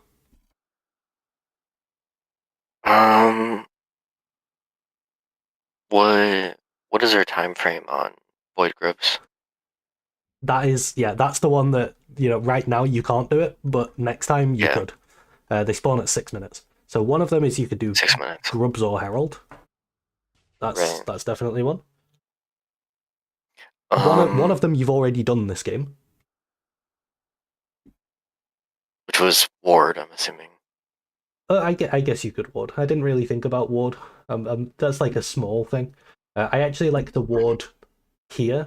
So for warding, while I'm slow pushing, that's when I'm vulnerable. So I ward here. Once I've completed my slow push, I'm no longer vulnerable because I don't need to be anywhere. It's kind of hard to gank me when I can just I could walk here, or I can just go wherever I want. So it's during my slow push that I like to ward. The one you've already done this game is recall. So you could recall. You could look for Grubs or Herald. We spoke about one of them. If Evelyn had passed this way, it was invade. You could invade. And then I think I also mentioned the other one, which sometimes you can gank mid. Yeah. Darius isn't the best at this. Yeah. If you play a top laner like Camille, then it's going to be much more of a core part of your gameplay. She's amazing at ganking mid. Darius isn't the best, but yeah, you just E to a wall, and then your range is ridiculous from that next phase of your E. So. Yeah, there's some champions though where I would definitely consider the gank mid. If the enemy mid is playing Yasuo or Sylas, these champs have to go in to play the game, and once they're in, they don't really have a way out. Like if Silas dashes in with his E, and you're there, and as he goes in, you walk out of this bush, he's like, ah, no. So, you know, the more vulnerable their mid laner is, or if you see their mid laner playing on the tower or something, then you can come look for a mid gank. Most of the time, though, like invade, if you know the enemy jungler is going to be there, always really good. Recall, always really good. Grubs, always really good. So as long as you're doing one of them, I would say do invade or grubs. Prioritize those. If you can't do that, then you can recall. And just keep mid gank in mind, as like sometimes this can happen. I don't do it very often, but you can do that. But yeah, we're starting to create ways that you're winning your lane right now. This is great. We're starting to create ways that you move that into the game as a broader concept than just your lane. Like you're impacting the rest of the game by doing this. There's one other thing you can sometimes look to do, and that is dive. So let's say when you're being slow pushed into, you don't want to lose health, because then you can get dove and lose the whole wave. He has full health, so you're not diving this guy. But these are like a list of things you can consider when you do this. And then, like you said, you now have time to go and do something. That's why it's so good. Okay. And then you're back into the same position, right? He's going to start pushing into you, and you're going to get level 6 soon. So I can see a kill window here for sure. Where you just let him push into you, you get level 6, and then you fight him. Yeah, I believe so. Now, a lot of the time, I will see top laners fail at this part of the game. So what do you think you should do here as Darius to push your lead on Garen? Well, if I look at his minions, they're all targeting because he's getting the bounce back. I think I should just really not try to use my abilities on the wave. Yes. And then just try to like auto, because just auto to keep autoing him. If he kind of gets out of that range, just E him auto. Okay. And just really punish him, because it also sets up a dive. This is a thing that it sounds really weird, but when you see the results of it, it'll make sense. I would just only last hit the minions. So like when their health is here, I would auto attack it. I would not use any spells. I would not hit Garen. I would do nothing but last hit, and I would just let him farm this wave. It sounds really, you're like, why am I not pressuring him at all? The reason is the concept. The way I put it is, if I let him play this wave, the next wave is 10 times harder. So because of like what's going on, it's bounced off the turret, right? So it's pushing into you, which means the next wave is going to look something like this, but it's going to be here, and that is so much harder for him to play. Like it's night and day how much harder. Because right now, if you try to fight him, he can just run back to his turret. But if you try to fight him here, I can ghost on him. You can ghost on him. You can flash on him. He's got all this way to run. So I think I can't remember, but let's see if you, because even if you don't hit the wave, if you fight him now, his minions will hit you, and that will stop it. You know, they won't be pushing anymore because they're hitting you. Right. Oh, that makes so much more sense. And then your Q hits the wave, and now you're pushing. I mean, this is a great trade. But now he can just sit under his tower, because this is pushing into him again now. Right. So he gets to farm this wave now. You could maybe kill him, to be fair. I think if you just Q flash on him, Q flash auto W, he's dead. There are kill windows when you do this, but again, now if you allow him to play this wave, the next wave is 10 times harder. So as Darius, this is your zone. You know, if the wave is here, this is like, it should be a kill window. Yeah, especially when you have Ghost. So it's, how do we get the wave there? And to do that, you do have to like you have to give him some room now to give him less room later. It's not like a natural concept for people a lot of the time, because it feels weird to be crushing a guy all lane and then go, yeah, you can just play for now. But yeah, it's let him play this one because the next one's 10 times harder. Even here, the wave still doesn't meet where you want it, so you can let him play this one too. And the other thing is, which, you know, like I was going to say before, for you, you don't need to be here right now. You could be here, and you're literally achieving the same thing, standing here as here. So a lot of top lane is going to be about where you stand in the lane, especially on champions like Darius that don't have dashes. Like, where you stand is really important. So if you're standing here, none of these minions are dying, right? So there's no need for you to be there. And even if they were, as long as you get XP on it, it's fine. But if you stand here, you can be ganked. And then here, you get ganked. And then here, I died here. Yeah. Only thing you can do here is, as soon as Garen gets close out, like, he Qs here, I would probably just flash. Or ghost. But he ends up flashing after you anyway. This is fine. Now he has no flash. So now if you can get the wave into that position, you're really happy. Because he's got no flash, you can ghost on him. So you come back to lane, the wave's crashed, so you farm it. How do Which I actually actually think you I ghost on him. Ghost on him, yeah, because he overstays. This is pretty good. And you don't E, which is great. A lot of the time I'll see people E straight away there, and it's like, no, you have ghost, just walk on him. Here you don't need to ult. That's the only thing I would say here is you just waste your ult a little bit. Yeah, so He's 100% dead. But you... Well, yeah, because I have E still. Might as well just keep auto attacking. It's not a big deal. Yeah, but this is awful for him, because now you catch this wave, and then you have... you get it back into that position, and he has no flash, and it's hard for him to play. So it's going to bounce off the tower, you let him play one wave, the next one's 10 times harder. What can you do with this crash? So if we think back to our list of things we can do, now we're looking to, like, impact the game. We're looking for stuff to do. Void grubs. It's up. Yes. And no one's on it. Yeah, so I would ping my jungler to come and do grubs with me. That's definitely the choice here. Now, here, if I just... This is perfect. Right here. We know that we're going to be pushing this wave in, right?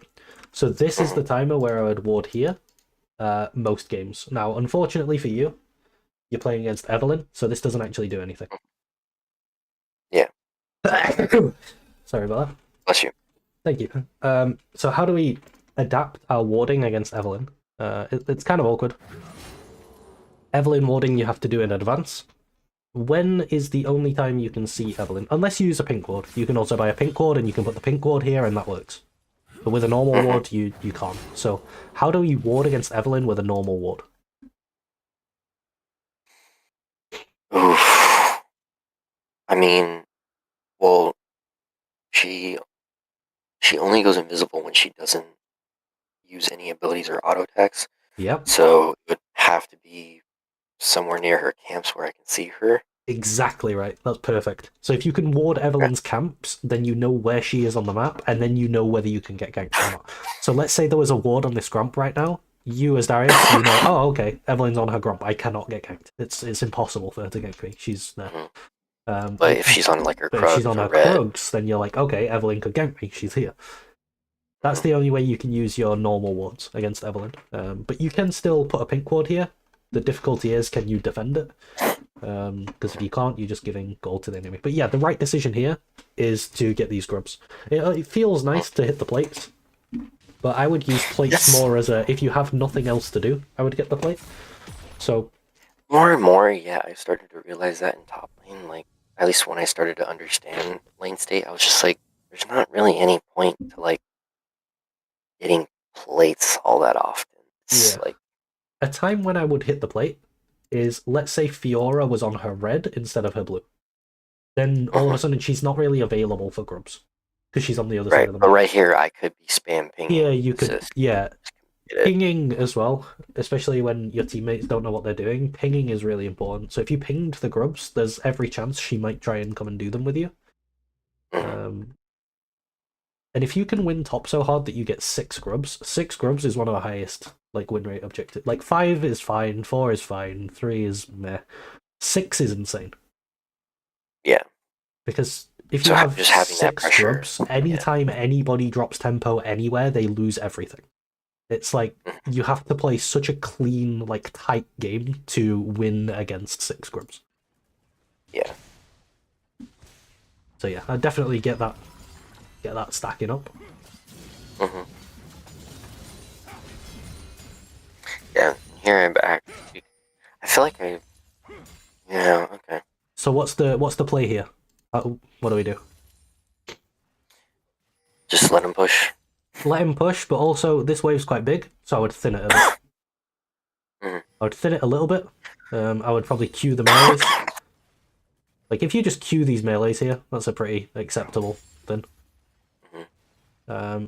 You just don't want it to be too big that you can't fight him once he gets to, once he gets to here. So this is great. It's coming to where you want it. And I think, do you I think end I up... eventually end up queuing, yeah. Yeah, that's good. This is really nicely thinned now.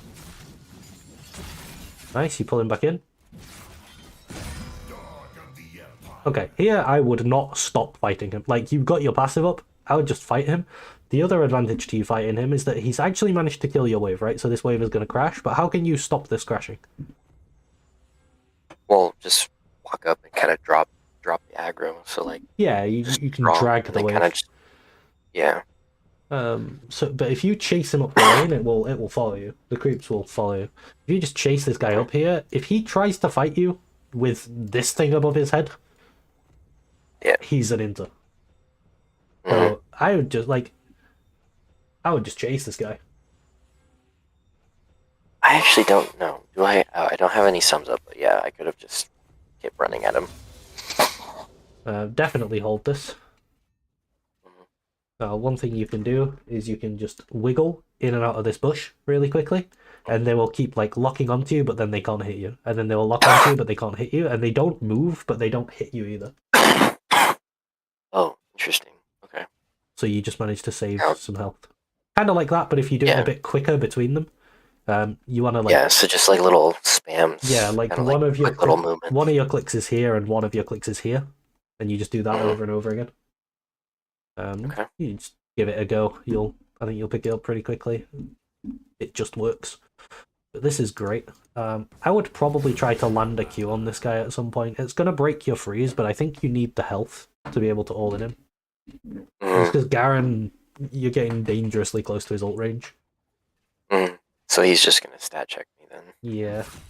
You do need the health against Garen.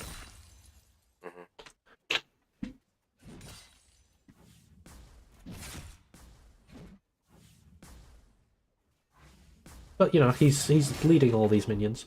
I would probably... Because you can't all in, and like, if it gets to a stage where he does what he just did there, he just walked... He walked... Why is my pen huge? He walked to here to last it. If he can do that and you're not punishing him, it's probably time to stop freezing. Because you're not really accomplishing anything by it. So I would probably start my own slow push now. And if you can, you can start your slow push by queuing this wave, and if you can queue him as well to get a chunk of healing, that's great. One thing that you can do on Darius, actually, that I don't see enough players do, is if you ever get time to move, you can walk here, and you can stand here and queue, and you will get a triple Q heal. Oh. Grubs has to be up for that. But yeah, you can get a triple Q heal off of Grubs. Okay. You'll take a bit of damage on the way out as the Grubs hit you, but it's quite a big heal.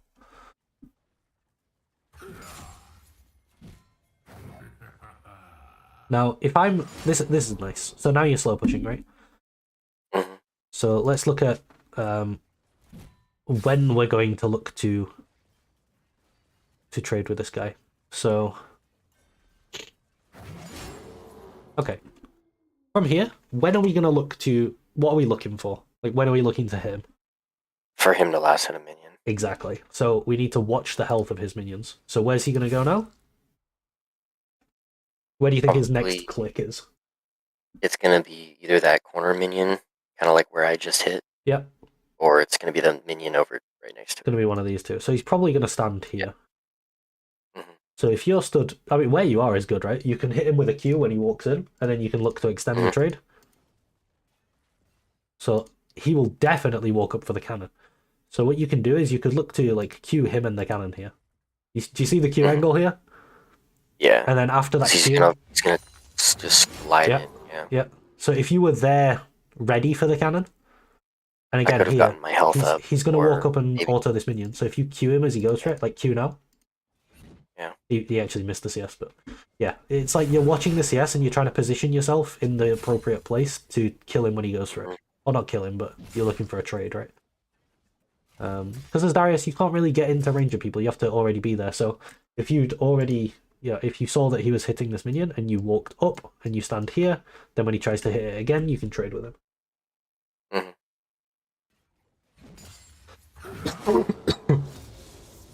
So again, here, and then if you ever, let's say you chunk him down to here, right, and you're still high health, so you've got full control of the lane. Once you've got full control of the lane, that's when you can start doing stuff like standing here, so that he can't even get XP on this creep. But for now, we're not strong enough to do that at this current stage in the game. But we're definitely strong enough to trade with him when he, like here, he just walks into your face and last hits this minion, and you don't do anything about it. So you just want to get used to the habit of like here, again, he's in your range, and he's last hitting minions. Especially, mostly when you're slow pushing, but also kind of when you're freezing. People shouldn't be...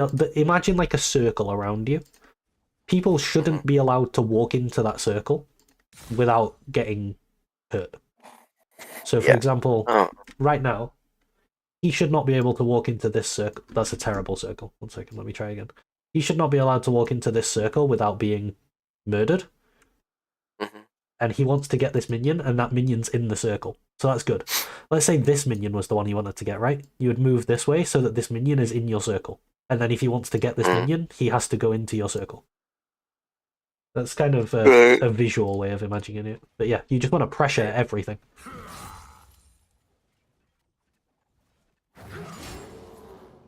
This is pretty nice. I mean, I like that you're pressuring.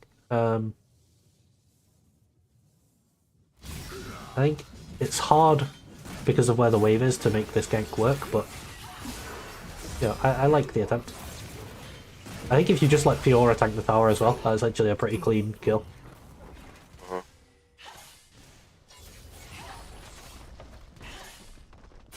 He loses the wave as well, that's really good. The other thing you could have done, again, is just crash the wave and then play for something else, so you and Fiora could have gone and fought that Evelyn on Grubs and probably pushed her off or killed her and taken the Grubs. But this ends up good, he loses the whole wave to the tower.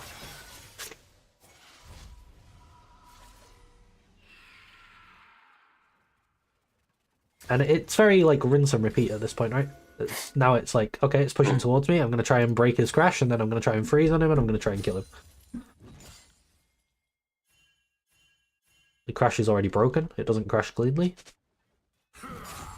Now we try and keep our circle on whatever minion he's trying to list it. So make sure that the little circle around you is covering this minion.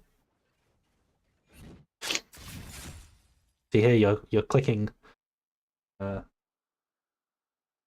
you last hit this minion, right? And then your next click is here, backwards. But if you last hit it, and then you click forwards, you're zoning him off of this minion. Yeah. And then he has to choose between fighting you and last hitting. Once you get really good at this, this is quite an advanced concept, but called spacing. You probably heard of it. What you do is you would stand here, and you would move in and out so that this minion is like either in or outside of your range. And the reason for that is that when you move out, Garen can't hit you back. So while you're wiggling, Garen might try to hit you instead of hitting his creep. Once he starts his auto attack on the creep, you auto him. Because he can't auto attack you back when he autos the creep, right? He's just autoed. So you just get a free auto on him and then you back off again. It's really prevalent in ranged versus ranged. But you can do it in melee versus melee if you have really good spacing. Is every time they auto attack a minion, you auto attack them. Because they can't auto you back. So like Quinn versus Vayne top, right? It's Quinn favored because she has like the E and everything, but the early lane is all about who autos the other one more while the other one is autoing minions. And the way to get those autos off is to be in position first. So like here, if you're in position, imagine all you have to do is auto attack him, right? You just get a free auto of damage. And then later you can start applying it to like more trades. You can go like, okay, I can like auto WQ him here, which is like a very standard trade pattern on Darius. But as he autos this minion, he's locked into that auto attack animation on the minion. So there, if you were to hit him here, like he's not doing it. He's autoed the minion. He's busy. His character's busy. You can do that.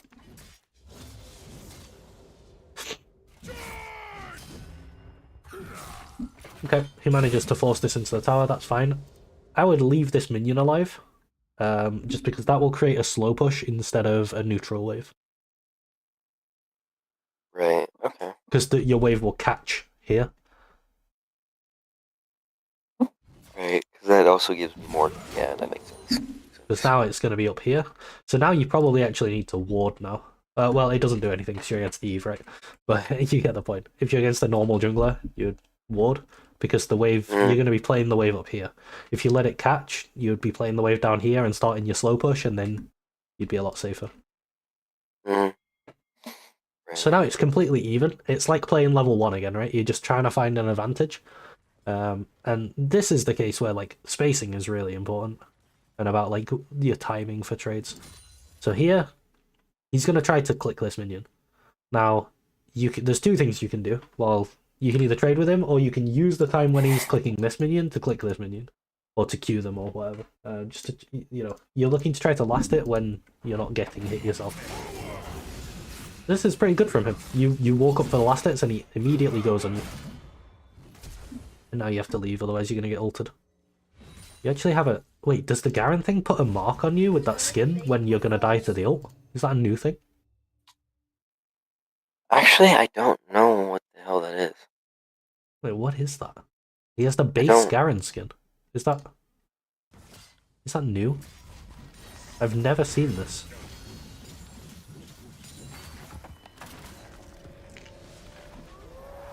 Is it only him that sees that? Because I didn't see it in the game at all. It's probably just a visual bug, maybe, then.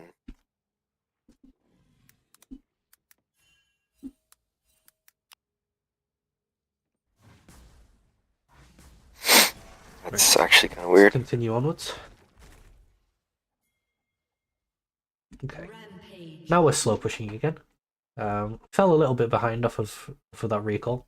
That was a bit of a bad recall. But I think you're still strong enough, especially because you have item advantage now, coming out of base with items. You do have Merc Treads, which doesn't really do too much into his champ though. But I think it is the right boots for this game, so it's fine. Now at this point, it's 14 minutes, right? The plates have gone. So do you remember I said at this point I'm thinking like my objective is more to get this tower than to like smash him 1v1 anymore. What's the easiest ways to get this tower? One is really easy and quick, the other one takes a bit of time. The only thing I can really think of is just a slow push. Yeah, that's the one that takes some time. You slow push a big wave, the wave hits the tower, it will slowly drain it down, eventually you can walk up and kill it. The other one that's really quick is if you kill Garen, you can just take his tower, because he's dead. That's the quick one, but the quick one's harder to do. Here, I think you win this fight, for sure. If you're going to E like this, you want to Q immediately. So if you start your Q in the animation of your E and you step backwards or sideways a bit, it will always hit the sweet spot of your Q.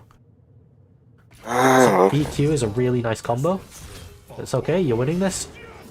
The only way you would lose that, which you nearly lost it to be fair, what you need to be aware of here is that you needed to ult a little bit earlier. So as soon as you've got your 5 stacks, you don't need to last it with the ult, you just need to get a 5-stack ult. It's going to do the same damage whether he's low or whether he's full.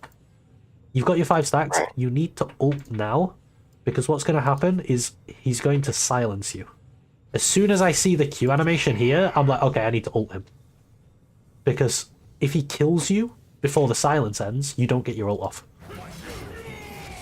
Right. As it happens, you manage to live on 1 HP and then ult him and you kill him. That's great. I would definitely... The only thing you need to think about here is, where is Evelyn, right? So another note I've got here is a habit. After plays, who is where on the map? Can I die if I push? Here, Evelyn was dead.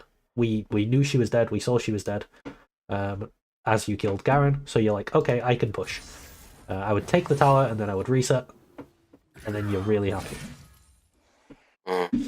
This is perfect. I think because of like where Evelyn was, you probably have to just take the tower and reset without taking the wave. I think the wave is greedy. She could probably kill you based on that. So she is coming. I think you get out though, right? So it ends up okay. Now, why does taking that tower, now that we're into mid-game, right? Why is taking that tower such an important objective? What does it do for us, and how does it help us impact the game? Well, it helps impact Drake fights or any void type objectives. So, because I opened up top lanes. Well, I opened up top lanes, so that means I can overpush the wave past river. Yep. So I can come walk down, so I can go team 5v4. And why is walking down better if the wave is pushed all the way up here? It's like a timer. I mean, yes, I have nothing to do there. So yeah, so it's exactly the same as when you crashed for a cheater recall here. It's just it takes it even longer to come back here. So right. I'd say you have like a 30-second timer with a cheater recall. You maybe have like a 45-second timer with this one. It's even longer. And if you can get the T2 and push it to here, then you get like a minute where you can do it. But it's really easy to get this T1. It's pretty hard to get a T2. So yeah, now if you push one a thing I do yeah, probably need to learn is just timing, because I was also told like if objectives are up and your team is looking like it's gonna like they want to start posturing it soon, to at least start shoving the wave like 30 seconds to like a minute in advance, pretty much. Yeah, and then so you can walk down and just all be grouped up. Yeah, we will definitely cover that. So at this point, this is when I would start thinking about dragons. Until this tower goes down, as Darius, I would not think about dragons. That's not your responsibility. It's on the complete opposite side of the map. But as soon as this tower goes down, you can start thinking about them. So there is a dragon up right now. So if you can crash a wave into this turret, which you kind of did, right? But your recall was delayed by Evelyn doing that weird thing on you. Oh! It's because there's an Evelyn in the game. It's Evelyn ult. That's what the marker is. I just realised. Oh, okay. Makes a lot more sense. So yeah, I would try to go top, crash a wave into his T2 tower, and then walk to Drake. Now, at this point in the game, so far we've only used our summoner spells to try to get kills in lane. I would no longer be doing that. Sorry, my nose is so blocked. I feel like I'm not talking very well. No, you're fine. At this point in the game, I would try to save your summoner spells. Dragon is a really easy thing to like preemptively save them for. Baron is a really easy thing. I don't know if you've noticed through team fighting on Darius, but if you have Ghost and Flash, compared to when you don't have Ghost and Flash, you feel so much stronger. There's so much you can do. Right. Like, especially Flash, the standard Darius team fight, to me, if you have Flash, is, you know, let's say this is you, Garen, Mal's, Jinx, Anivia, and then like Eve is in the middle or something. If you can get 5 stacks on Garen, and then you press Q, and you flash here, and it hits these guys, and then you're in the backline, they all have 5 stacks on them, they're bleeding, you know, you can ult reset. That's like 5 stacks on the front line, Q flash into the backline. That's really sort of staple Darius team fighting. But you need your summoner spell to do that. So we start saving them for Drake fights. Nice, Drake might end before you can get there, but that's kind of... You didn't have the ability to plan for this one because it's been alive for ages. You know, it's not like it was respawning and you're playing off the timer. It's just been sat there. But yeah, if you fast push this wave, you can probably walk down. It might end. What you've got to try to judge as well, which is like a skill in and of itself, is the play going to end before I get there? Now, Is this wave going to crash into the tower, and how do you know?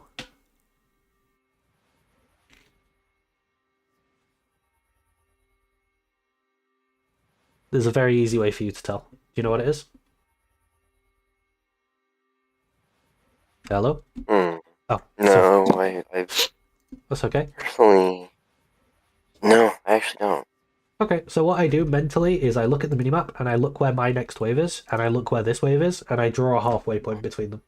So, you know, this one's here, that one's there, so it's going to be about here is where they're going to meet, and then you just have to mirror that onto the map. So it's going to be like there. So it's going to meet around here. So it's not going to crash into the tower. Oh, okay. So I just sort Okay, of, so it's kind of like a right angle box, kind of. well, you don't have to draw the box. I just go like, oh, it's sort of here, so that's sort of here. Yeah, it's same place. But there, you can use, because in game you won't be able to see this wave. So like in the replay, I can go, okay, it's going to meet halfway between this wave and this wave, but you can't actually see where this wave is. But you can see where your next wave is, and it's going to be in exactly the same place. So I can anticipate. Yeah, so you go, okay, it's going to meet like halfway between, you know, where this wave is and where this middle wave is. of river or past river or before river. So I'd say it's going to meet somewhere around here, which looks fairly reasonable, like there-ish, yeah. So you know it's not going to crash, so you know you've got the next one to push. That was actually a nice little backstep by him, but I think you still win, because you get 5 stacks. Okay. What do I want you to do here? Alt. Probably alt. I would probably ult later, to be honest. But yeah, you could just ult. The main thing I want you to do is, in every single fight that you're doing, really start thinking about hit confirming your Q. So here, he's a Garen. He has no dash. The only thing Garen can do to stop this is he can Q to remove the slow, but you can W into Q, and it will hit, because he's 90% slowed. You see that? Right. If you're Qing now, he has no way of dodging that Q. Look how slow he is. But he actually, you Q after the slow, and he walks into it. Still fine, if you just ult him now, he's dead. There you go. But yeah, it really, it can make a huge difference whether you hit confirm Qs or not. Now here, you would start, I would actually hit the tower over taking the Krugs, but taking the Krugs is fine. If this play wasn't going to end before you got there, I would also look at this and go, okay, this is over before I get there, right? But my general intent when there's a dragon is going to be to crash the wave into the tower and move to the dragon. And then I'll play the dragon, recall, come back out top, and catch the wave that's pushing into me. That's like the standard gameplay loop of mid-game at this point. But this play is going to end before you get there for sure, so I would just hit the 2-2 instead. You can also just bait and come out onto the map with good tempo. But now what you have, you have timers, right? So you know Nasher is in 2 minutes 34 and Drake is in 5 minutes. So now you can try and, like you said before, you can time it, you can try and get your crash. I would say you want the wave to crash about 20 seconds before the objective. So you want to be pushing maybe 40 seconds before the objective, or 45 or something.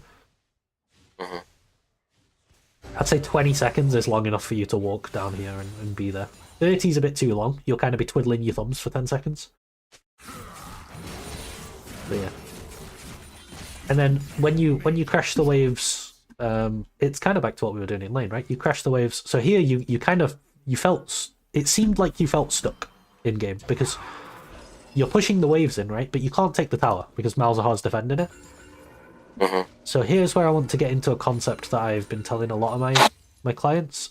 What is the role of a top laner in the mid to late game? What does a top laner do? What's their job? Well, mid to late game, you're supposed to be applying pressure for your team so that way they can either take fights a lot easier or you can just get towers. Yeah. Get towers so you can just end the game quicker. So yeah, that's true. There is one thing that, like, everything that you do as a top laner, it leads back to this thing. Have you any idea what it might be? So, for example, split pushing, ganking other lanes, invading, all of these things that you do, like slow pushing waves, it all leads back to this one thing.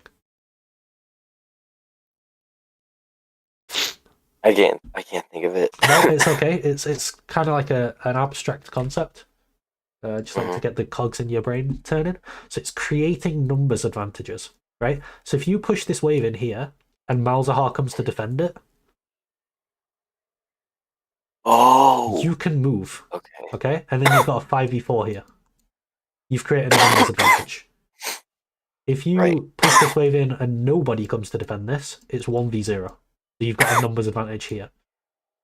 If you push and, like you said, you apply pressure and 2 people come top to try and gank you, right? Then even if you don't move, your team have got a 3v4 here. So you've created a numbers advantage. Yeah. So everything you do, you want to be thinking about creating numbers advantages.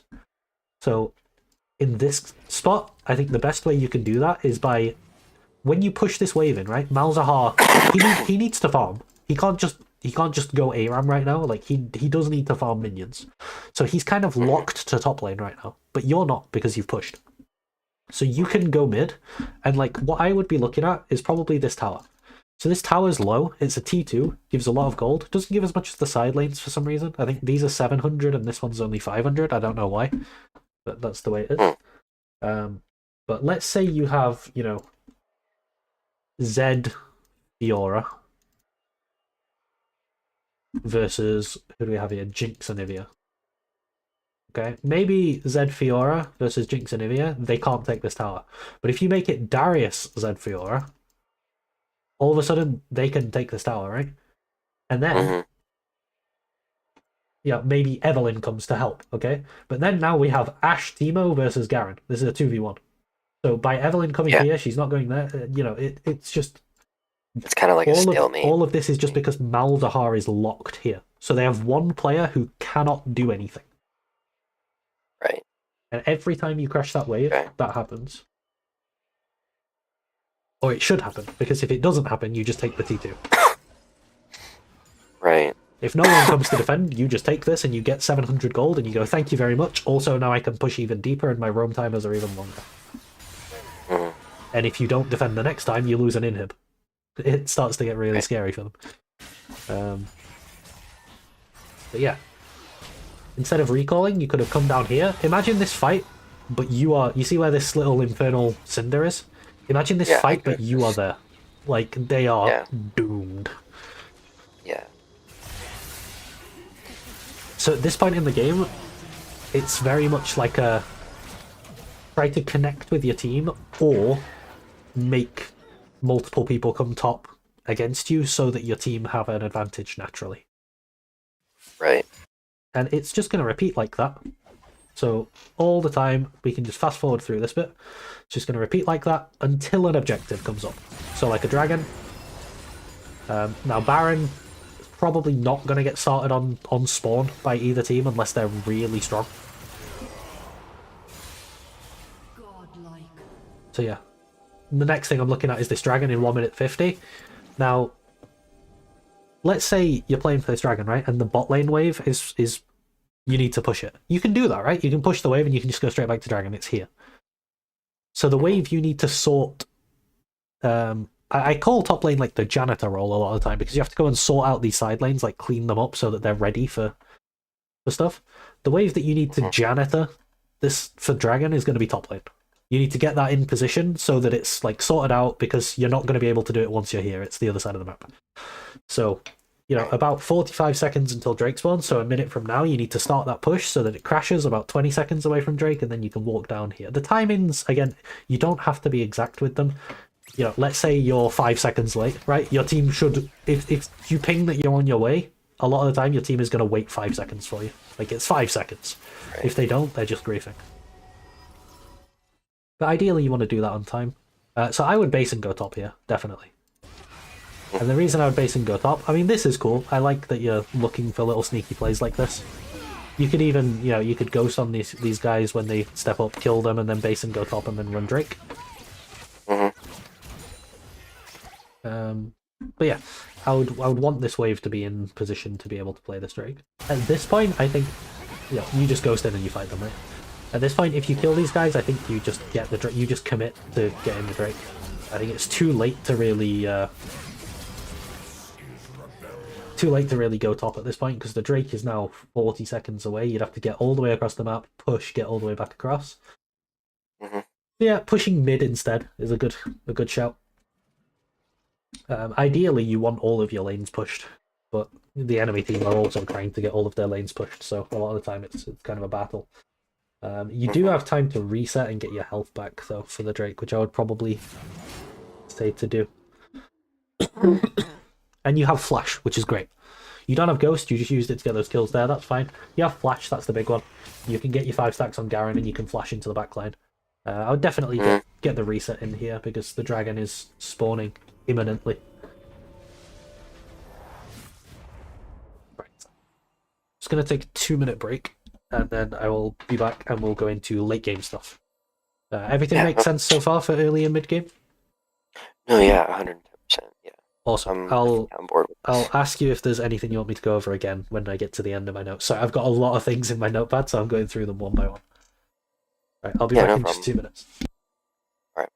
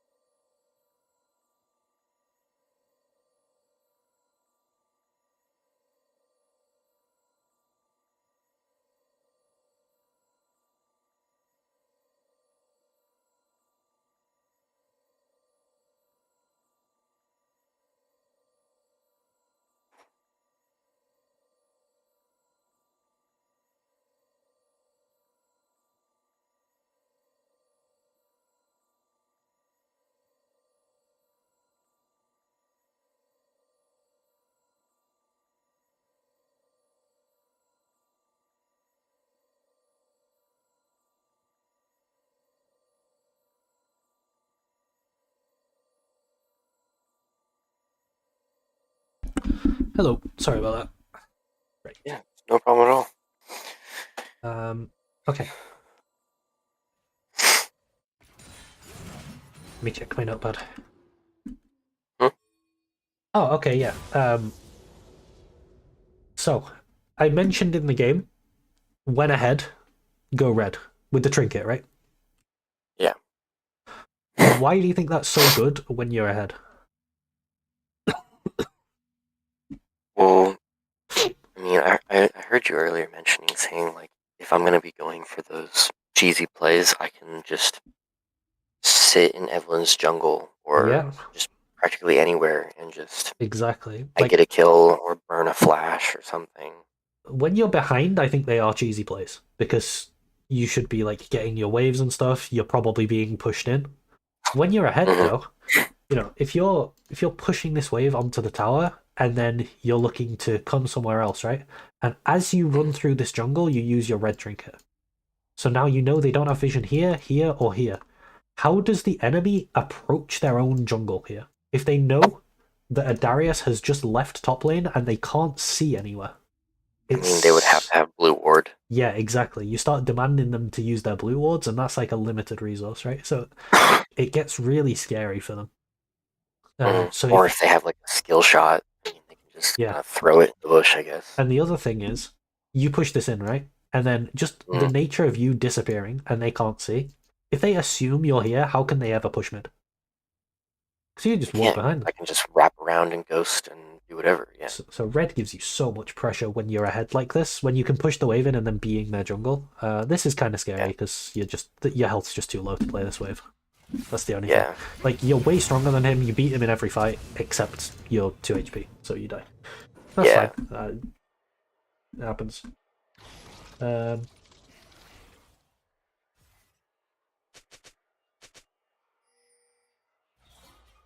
Okay. Mid-game onwards, save summoner spells for objectives. I already covered that, right? We want to have our summoner spells up for. Yeah. So I would I can normally definitely look see at why I Drake. started to lose this game, though. Yeah, I mean, I think we could definitely pressure more from top lane. I think A lot all of more. the timers where you crashed waves.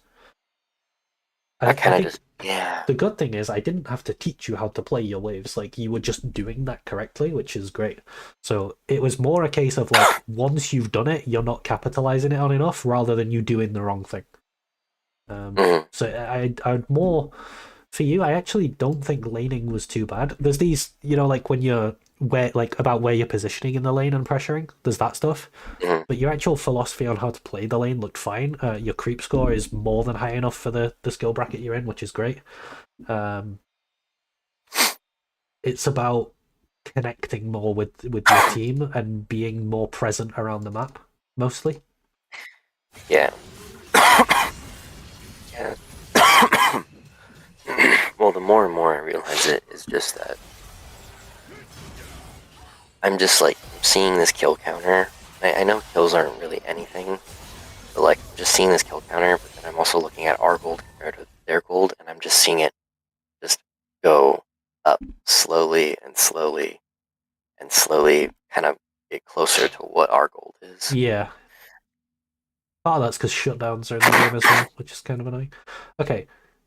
Every time you respawn or recall, at this point, once you're in mid game, you're not only going to be in top lane, but you're going to be in a side lane. So it's which side lane do I go to? So Zed and Fiora are pushing this one already.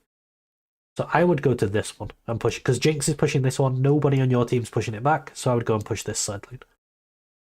And your game plan, once you get into bot lane, it's exactly the same as top. You're pushing it into the tower, and then you rotate through the jungle, you can sweep it, you can look to gank on mid, like a very easy way to visualize this as well, of like ways to push the game forwards, is that there's 4 sources of income in the game. There's each of the lanes of creeps, and then there's the jungle camps.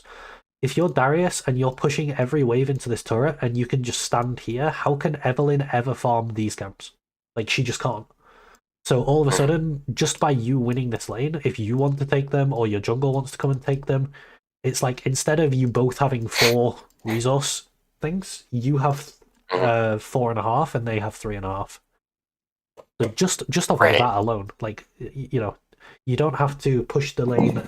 You don't always have to push the lane and play for a kill in mid, or push the lane and play for a Drake, because there's no Drake up right now. You can just push the lane and play for this blue buff. Like you're doing something with your push, and you're creating a lead on the map. Right. Or even though, like you said, like I could just, I mean, hell, if I wanted to sweep it, like you said, I can just stand in one of those bushes. You could just, let's say you swept this, right? And her blue's up, and you push the wave.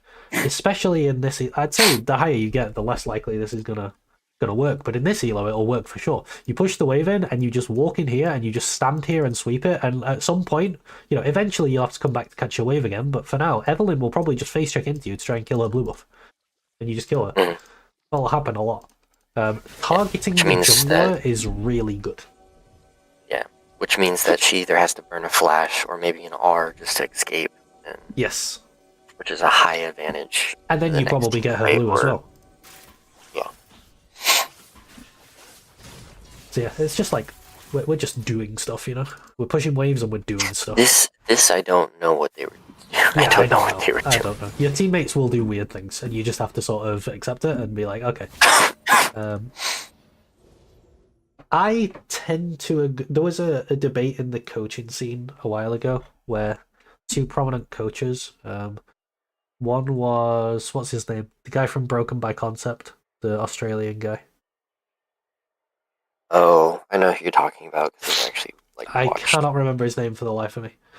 It was him, and then the other one was LS. And LS was saying you should treat your teammates as if they are AI and play around like that. And I tend to agree, but I think the Broken by Concept guy made some pretty good points for like actually treating them as humans. But I tend to treat them as AI, and they're AI under the proviso that if I ping them, sometimes the AI will respond to that ping. I don't, I recommend turning the chat off and just using pings and just assuming that they're bots that, you know. Yeah, I don't. That was also one thing. I noticed that like when I had the chat on and just seeing the enemy chat or my team chat, it was just distracting me. So I just completely turned it off. I don't ever play with it. Yeah. Okay, I've just gone to a little freeze frame here. Mm, I've got the objective timers in the bottom, right? Why right. is this perfect for Dragon? Like, what should you do here? Because top lane's pushed in and they're clearing it. And there's also 2 people top lane. Yep. What should you do Yeah. here? I mean, I'm low on health, so at this point, I just immediately base. Yep. Buy whatever gold I have, and then just rush over to drag real quick. Yep, really standard play. Because, like you said, you get to spend your gold as well. So you don't always have to just walk across the whole map. You can recall, spend your gold, come out onto Dragon, recall, come out onto top. Mm-hmm. Or you can walk top as well. Like, you can sometimes, you know, let's say this wave's coming back to you, it's like here, and the enemy's in mid. You can look through mid, see if they're killable. They're not killable. Okay, I'll go top. Yeah. And all of these, do you remember when I was saying, like, maybe mid is gankable in the lane phase? There's a Right. lot of times where there's, like, non-committal sort of, I can see if this will happen, and if it happens, there's a huge reward, but there's no risk. Mm-hmm. So all of these things are great. So, like, looking for mid ganks. I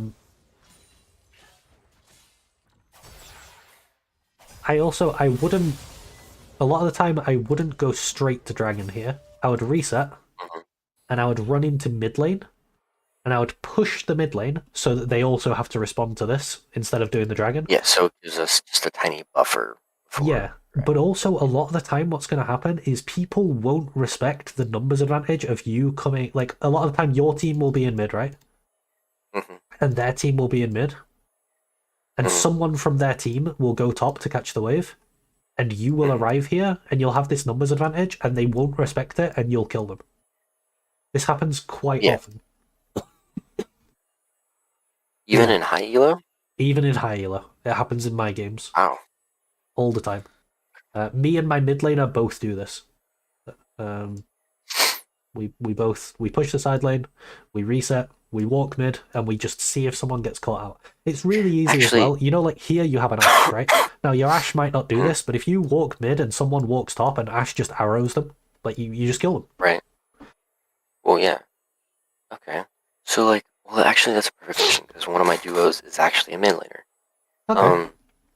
But he's a mid lane Akali main right now. Okay. I mean, if you two can if you can allocate each other yourselves like a side lane each, and you both push these waves in, and then you collapse together. So imagine a world, right, where your Akali duo pushes this wave to here, and you push this wave to here, and the enemy team are trying to play here, and all of a sudden there's an Akali here, your team here, and a Darius here. Like, they are. It's just how can play? Devastating. And one of them wants to come and catch this wave, and one of them wants to go and catch this wave. It's just this creating numbers advantages and flanking thing. It murders people. Which leads into the thing that I have for late game. So late game, what defines late game most of the time is going to be the fact that the death timers are so long. Right. So what you're looking for is to not die, because if you die, they can get loads. If you get kills, you can, like, let's say you killed them here, right? The death timers are like a minute long, so you even have time to recall, get all your health back, and then go and do Baron if you wanted to do that. You might even be able to just do Baron, but like if you die in the late game, you're probably gonna lose Baron or Dragon or whatever. So it's the late game for me is really about looking for picks. Like, you just try and pick one person that explodes the game open. So could I still revert to like the same tactic? I go push a wave and then just go wander into the jungle with like red ward? Yeah. Is that still... Pushing the waves in is still really important. You have to be very careful when you push the waves because you don't want to get picked. So that will lead me into... kind of just recognizing who's on the map, like who's missing. Yes. So let's say you wanted to push... let me rewind a bit. I'll make it more clear. Okay, the wave has just been in the same spot for ages. Here we go. Let's say you wanted to push this wave and the next wave. Okay, here we go. This is a great timer. So you want to push this wave and the next wave and then rotate through the jungle. Okay? If you fast push this wave, the next wave will meet like somewhere up here. I don't know if you can see on the minimap. That's really dangerous for you to walk up and push. If you slow push this wave and let the next wave come down, and then you fast push this one here, you've pushed the same two waves, but you did it from here, which is like here on the map, instead of here. So it'll crash at the tower. You're so much safer doing that. So if you want to safely push two waves in a side lane, you slow push one, fast push one. Okay. Because at this point, it's about like, if anyone dies, it blows the game open. And in low elo, lots of people will die a lot, and you have to kind of embrace the fiesta. But if you're if you've done everything else correctly and you're the strongest member in the game, it should be pretty easy for you to kill people. Yeah. So yeah, that's basically all it's going to come down to. And at that point, it's about the whole game is about either, you know, if someone dies and you get Baron, then you can play your Siege, and it's really hard for the enemy. If someone dies and you get Elder, you can just kill them all. Or if enough people die, you can just end the game.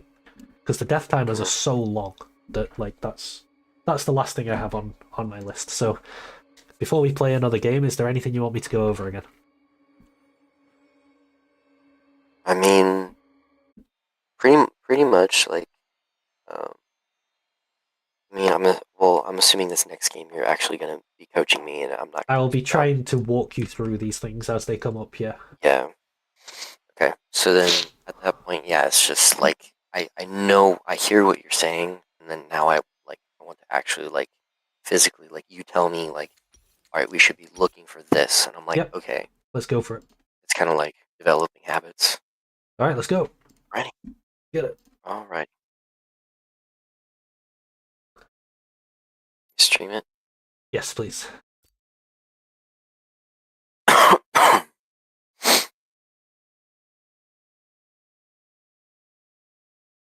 did see. So, like, are you a Nasus player? I was. I've stopped playing that champ recently, but I played a lot of Nasus last year. I was last year. Okay, because before I was seeing like just on your like YouTube channel. Yeah. Just like your videos and stuff of you playing Nasus, and I was like, holy shit, you're playing Nasus in high elo. I was like, that's pretty. I don't know, like some champs I just can't see in high elo. Like it's more like it's just. I think he's a lot harder to play in high elo now. What I was doing was I was putting all my ability points into E, and that was letting me have really good control over the wave state by Eing the wave, and I could also kind of poke people out a bit, and that was like giving me the space to farm with my Q by maxing my E.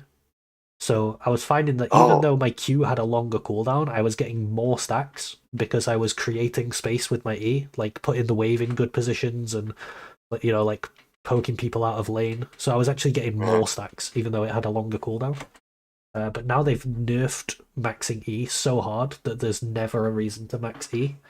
So it's a lot harder to play. So what do you think you're gonna be looking for, like now, like in terms of, are you gonna switch champs or like? I've been learning Rumble to play in competitive. I've been playing a lot of Renekton. I've been playing. My all-time most played champ is Riven, so I've been playing a lot more Riven, and I've been playing some Ambessa as well. Not gonna lie, my first, in terms of me making the decision to hop off a tank and switch up to a carry, I was actually thinking about a Riven. Okay. But at the same time, I was just looking at guides, and I was like, yeah, this is too much. She is so fun, but it's a lot to learn. Yeah, and then it's like timing, and then it's timing of like each phase of your Q, and yeah. The problem with learning Riven nowadays is like back when I started playing her in season 3, it was you can get by just being okay, and if you can do all the animation cancels correctly, you're a god. Whereas now it's like she's balanced around that. That's not ideal.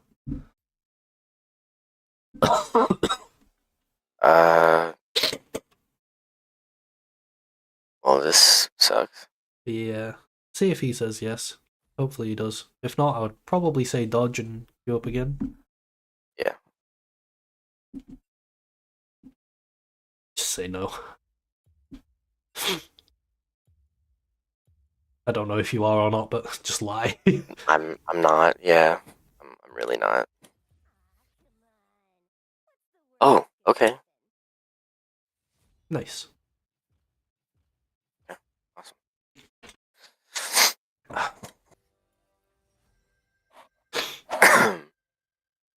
Okay, Okay, looks Gwen. like it's Gwen top. This is a good matchup for you.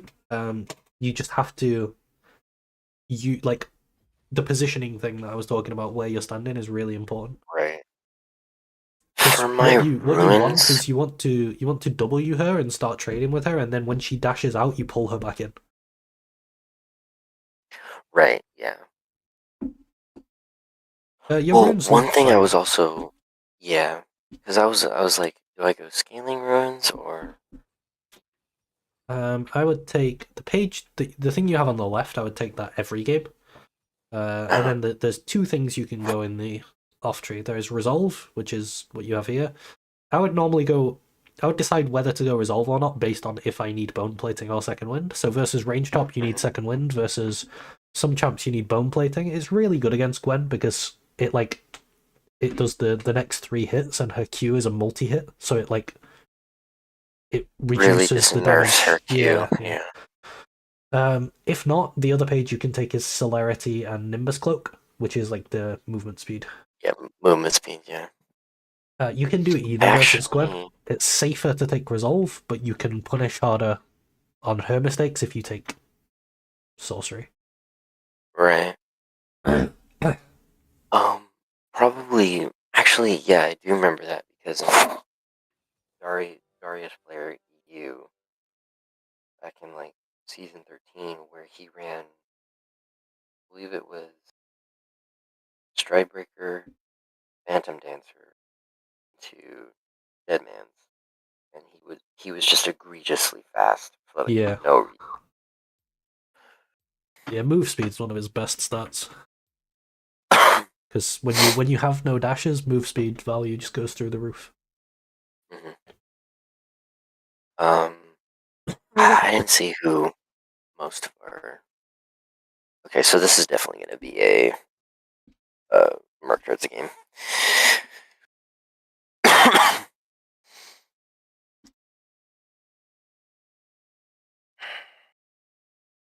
Yeah, definitely a heavy Merc Treads game.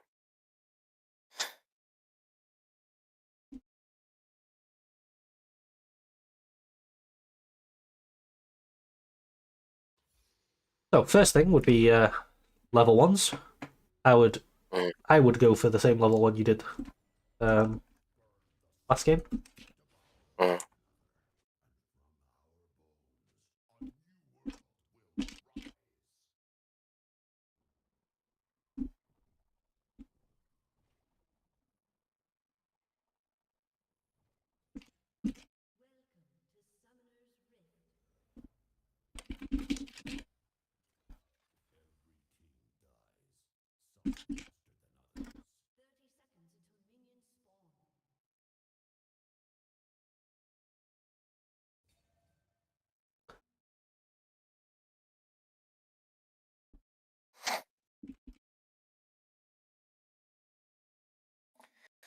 It is actually kind of funny in this elo because sometimes junglers like they'll expect me to leash them, and I Yeah, don't. I would never leash. No, and same thing with bot lane. Bot lane doesn't have to leash. What the? What is going on there? I don't know.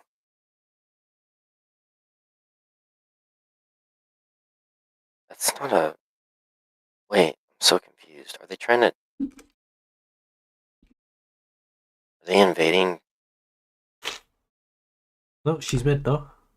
Okay, so watch the minions, see if that gap gets Yeah. created, Mm. and then if it does, as soon as the range creeps start attacking, yeah, I would move out and take control of it.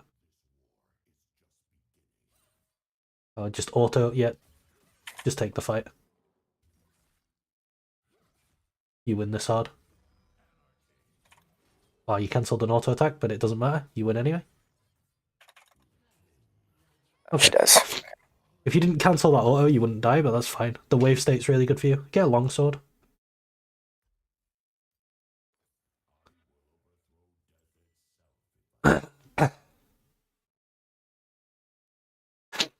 Okay, so the next thing, level 2, right? We want to get level 2 and we want to pressure her. Now, if you press tab, she just ignited you, which means she's playing TP Ignite, and she has neither of those.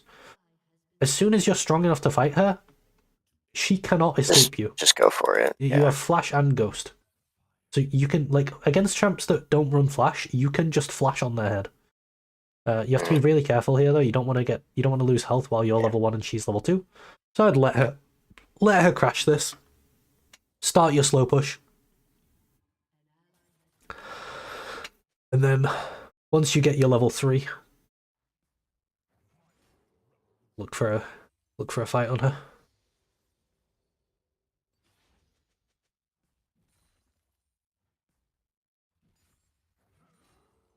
Nice, good last turn.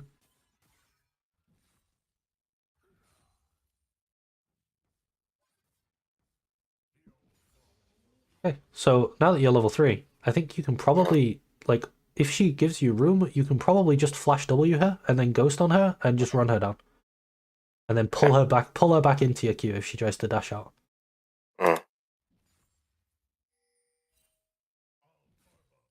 Only thing is, I would not do that right now because now you're pushing, you need to know where the jungler is. Is Tarek the jungler or is that the support? Oh, Sejuani, she's bot.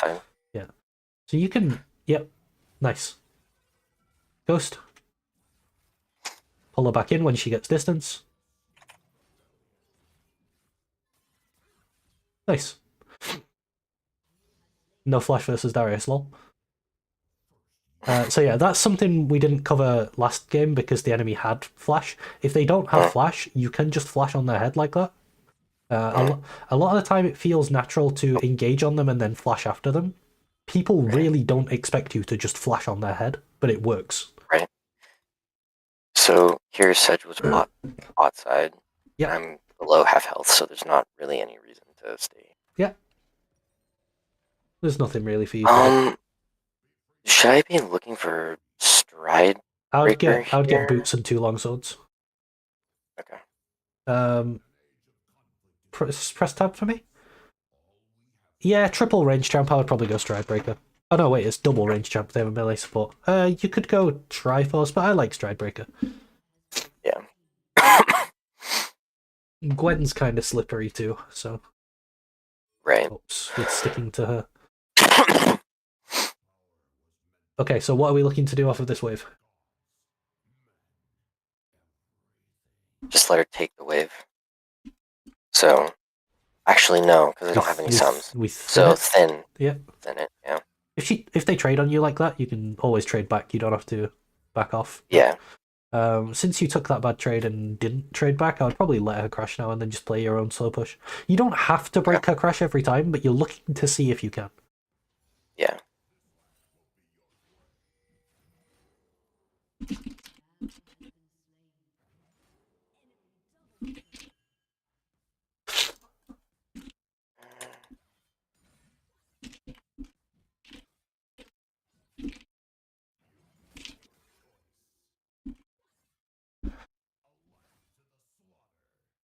And then I would probably play off your level 6. Nice. You can pull her in when you get 6. I don't think she... Oh, you're 1 minion off. Okay, she's 6 as well. Yeah.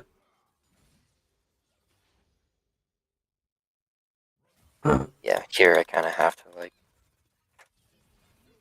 Yeah. Okay. We can look at that after. It's kind of like 2 or 3 times in a row, you just got snipped. Like, I think she QE'd into your face.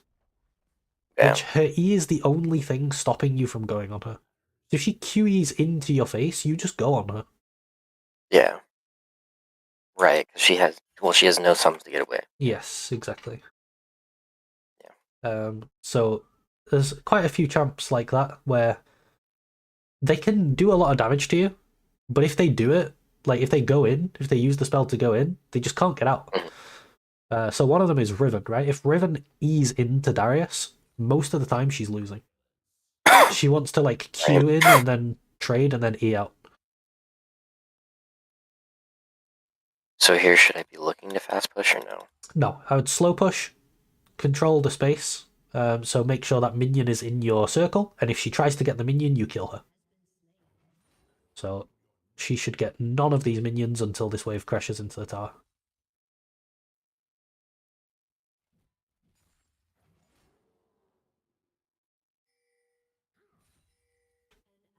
Now I fast push. No, I'd still slow push it. Just see if any, see if they can kill the cannon. Mm-hmm. She might go for it. Look, get it. Yep. Pull her in. Oh. If you're just a little bit more ready for that, you can really punish her for taking that cannon. Okay. Okay, so Gwen doesn't have R. I don't think I need to burn. Oh, she does have R. Okay. Oh. Okay. I think there's a world where you maybe could have even fought it in if you fight in the wave. You might have been able to fight that, but that's okay. By the way, Gwen is also one of the champs that I struggle against. It's just like one of those champs that I'm just like, she's so simple to play around, but it's like my brain, it's just like, I think there's a lot of champs that they're very front loaded. So for example, Gwen Qs you, right? And then she doesn't really do anything until a Q comes back off cooldown. But the Q does a lot of damage, so mentally you want to back off. But what you should actually do is go in the time where she doesn't have Q. Right. But it's like you take damage and you go, ooh, I don't want to be here. But she can't do anything anymore. There's a lot of champs like that, very front loaded. So like if Gragas hangs around after he uses all his spells, you just murder him. But most of the time what they want to do is use their spells and then run away. Right. Okay, so let's take up that positioning, and what we want to do is we want to try to get a ward while we're slow pushing. That was something that I neglected to mention again. We don't need one right now, actually. We see Sejuani bot. But yeah, just a Pixel Bush ward really helps us avoid that situation. Mm-hmm.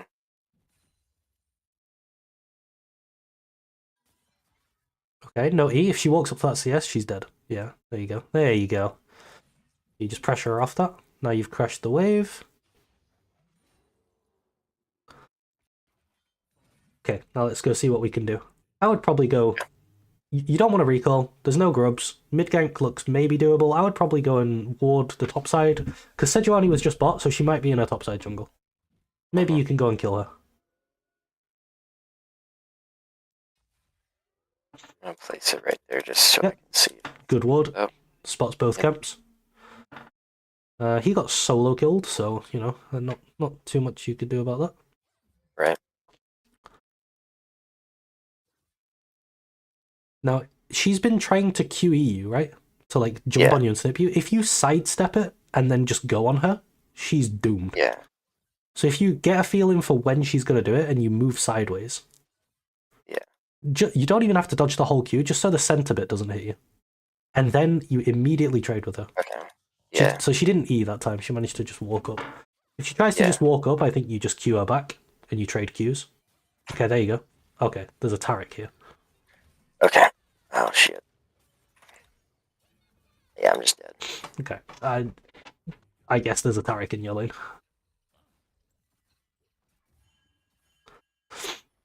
The correct thing to do here is just to ping Taric alive and ping your support and then flame them. No, it's like, I don't know. Like, what do you even do in that situation? Like, Taric just appears in top lane and kills you. The only thing you can do there is flash the Taric E.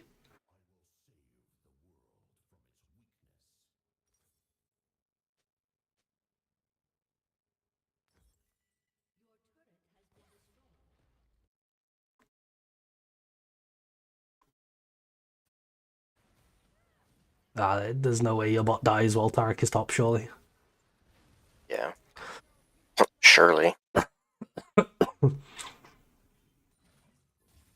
Okay. Alright. I would pull them both into a queue. Okay, you should be fine. In spots like that, when two people are on you, you want to pull them both into a queue for a double heal. Mm-hmm.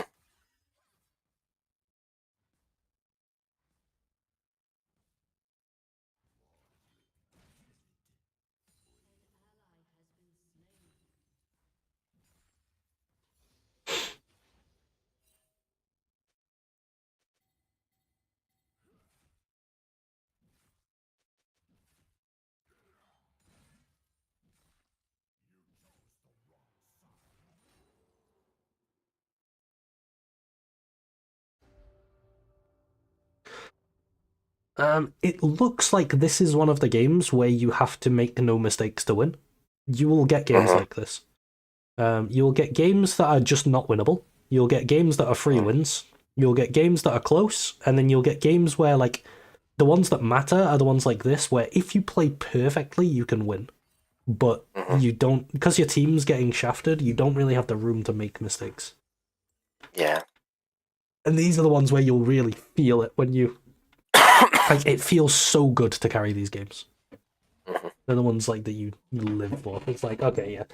Most of them, it's like, okay, yeah, I made some mistakes and I lost. But if you ever manage to do, like, the no mistakes and just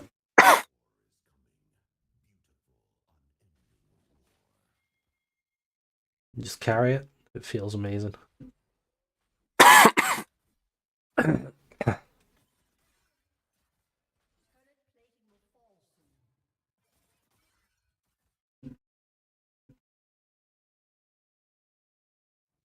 Okay, so in these situations, this Gwen has the opportunity that we were looking at for you last time, right? She's pushed the wave. She can maybe go mid.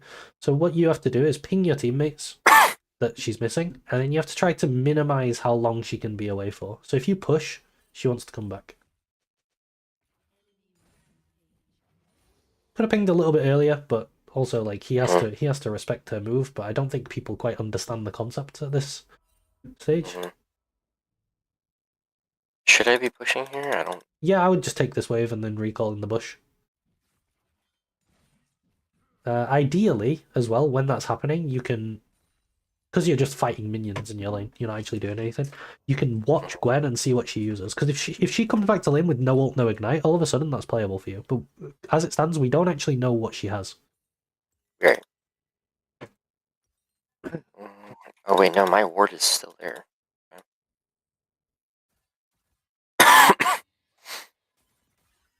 You have a lot less opportunity to do much when you're this far behind. But you're still going to try to get yourself into fights at the correct time. Okay. You can maybe 2v2 this?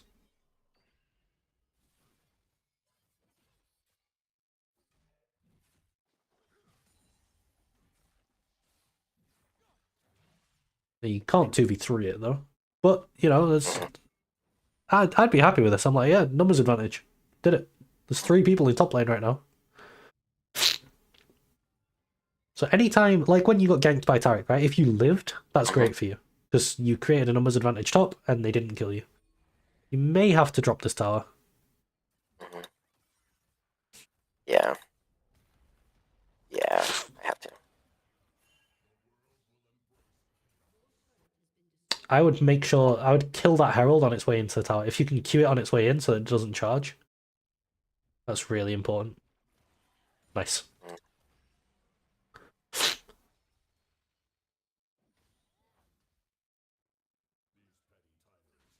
What is he doing?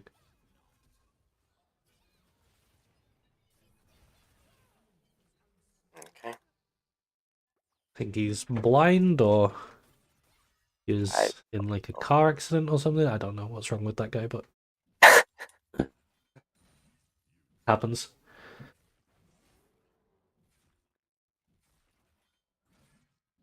Maybe he was just born that way. I don't know.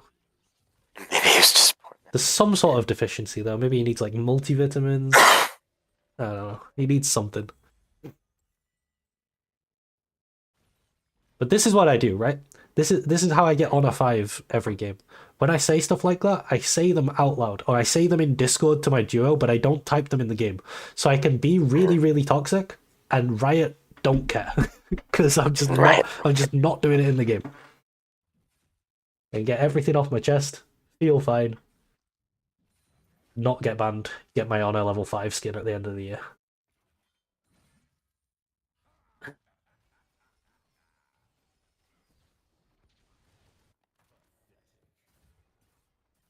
Right, one thing I didn't cover because the game didn't get to this point is that, do you remember you were talking about like cheesy plays? Yeah. These are the games where you do them. Like you just try stuff that might not work. You take risks in these games because if you try and play this game standard and like play for small advantages, you're not gonna win from this position. You have to like, maybe drop a wave somewhere to go, like just try and ghost on this bot lane right now or something. Just like get creative and just do stuff. So this looks playable maybe. Ash she looks killable. Let's just go for it. We'll just ghost on her and we'll just try and kill her. It's something. There you go. Oh, this is a double kill for you. Let's go. So yeah, in these games, you just have to do weird stuff that you wouldn't normally do. I would probably... Oh. I was going to say I would probably ult him for the gap closer, because your ult is a small dash as well, rather than flashing on him. But hey, we killed Ash. That's something, you know? And then it's kind of like, do you remember in late game where you're trying to get picks and then you're trying to do stuff while they're dead? You're trying to do that here. So if we could have got Dragon, it would have been great, but I think Belveth was dead or in base or just twiddling her thumbs, I don't know. But every time, the later the game goes as well, the death timers get longer. If you can keep finding little kills like that by just, oh, this guy stepped It just really offsets. Yeah, exactly. And it slows down them closing the game because like people are dead, they don't have tempo to push.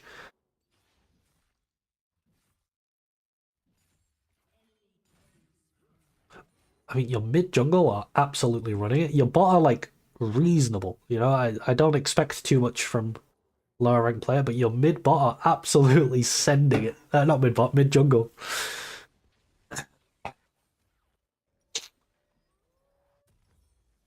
That is important to remember as well. Not every game is winnable. I think this one may have been if we made no mistakes in lane. But again, it's one of those ones where you don't even have room to make one mistake, Yeah. Good movement. Really good movement. Holy. Okay. Smurfing. Dodged literally every spell.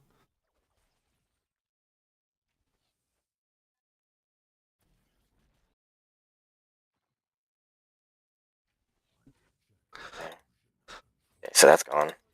I think what I would have done here is just try to kill Gwen and Tarek as 4 people while the other ones are mid. Like, you just have to kind of find times where they're not all together. Looks good. Okay, looks bad. But, you tried. Oh, you lived. Okay, maybe you can try again in a sec.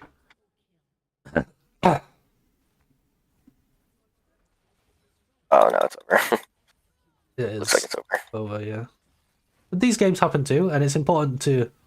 We kind of had a winning game and a losing game, so it's important to understand how situations might happen where you can claw the losing games back. So yeah, in these games, the important thing to remember is just take risks, try stuff, do stuff you wouldn't ordinarily do. Right. Cheesy stuff, like... Sometimes what I'll do... Let's say I am... I'm 2-0 in top lane, right? And my bot lane are 0-4. And the enemy Draven is 4-0 and he has a shutdown. Sometimes I will just push my wave in top and recall and walk bot. Because if I don't do something to stop this Draven, we're going to lose. And it feels really shit to completely give up my lane, like just let this guy push a wave into my tower and I'm going to lose it because I walked bot from base. But the alternative is I just keep letting this Draven murder my bot lane. Maybe I can... If you do that and you collect this shutdown, it's worth it. So it's like, it's a risk, but when you're behind, you have to take risks. When you're ahead, you play this really stable, sort of consistent, correct game that I've been teaching you.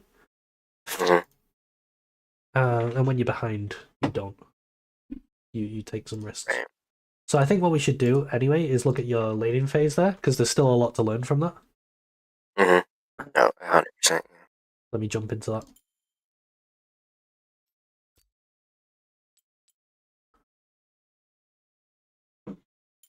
And also, all of this stuff, it will take time to come together. Sometimes people find it easier to focus on one thing at a time. Obviously, I'm only with you for a couple of hours, so I'm teaching everything to you all in one go. But then, once you've got it, I'll send you a link to the VOD as well, so you've got everything to, you know, if you want to go over and remind yourself of stuff. Yeah. So then you have the option to focus on these one at a time, or, you know, try and do everything at once. People learn in different ways, and only you know what's best for you. Mm-hmm.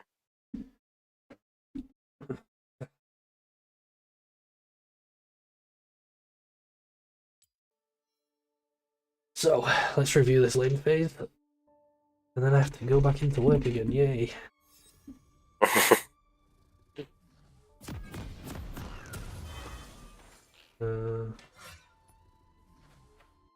Do you know what? The lane that performed best, aside from yourself, was the guy that gave you his role as well. What a champion!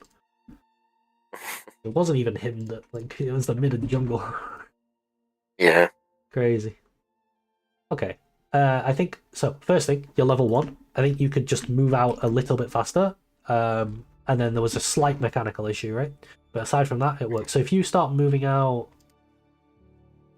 now, then you just catch her a little bit earlier. But she actually walks all the way up to the minions anyway, which, you know, when I see this, I'm like, oh, you're dead. I auto W her, and then I ghost, and I just run her down. And all you have to do is not cancel your auto when you do the second auto W, and you will just kill her. The only reason it's even remotely close is because she has bone plating and she has ignite. If she is missing either of these two things, it's not even close. If she has them, it can be close. But, I mean...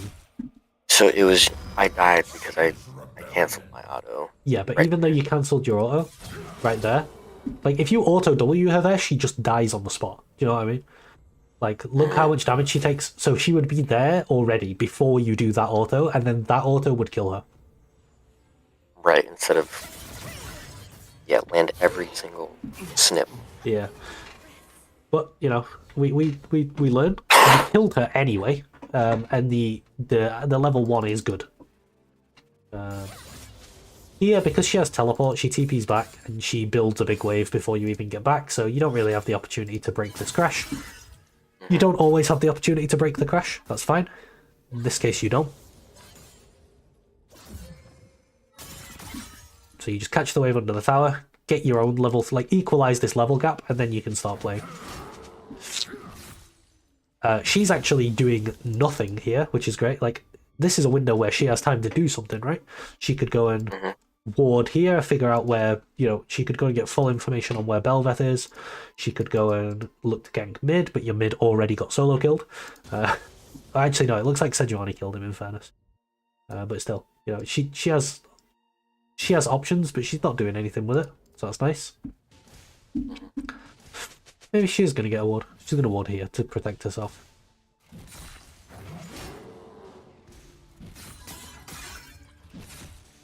Now for you, I would either, as this is going to start slow pushing, I would either drop this ward or see Sejuani somewhere else. I think we saw her bot, so you don't need to drop the ward. But it's at this time where you start thinking about it, is when you start slow pushing. Okay, so now, this is great. I would stand, at this point, I would stand here. Because the next minions for me to last it is going to be one of these. And I'm in range for that. The next minion for her to last it is this one. So if you stand here, and your circle becomes like this, you know, that she can't walk into, then there's no way she can get that. Right now your circle's kind of like this, so she could maybe stand here. You know what I mean? Get away with it, yeah. So yeah, we're looking for these times to punish. And if she ever walks up again, as soon as you see where Sejuani is, you can, with Flash and Ghost and her not having any escape zones, you can just flash on her. So right now, you see Sedge, so any time from now, you can just flash W her. I would just do it now. There you go. Another thing you can do, if you're looking to do this, once you get really comfortable, you can go in the practice tool and practice your Q flashes. A lot of the time what I'll do is I'll Q flash onto them. to just like confirm the first Q with my flash. So I would just Q like Q. So here. you would already be ramping it up. Yeah, I would Q and then I'd flash on. So it would be like Q and then flash to sort of here, so that the Q blade hits her, and then I would walk in and W her. But that's like an optimization of this play. You can also Q her off the W slow there, but she has a dash, so that could miss. But your next one, no, you walk to the side and you hit it. It's fine.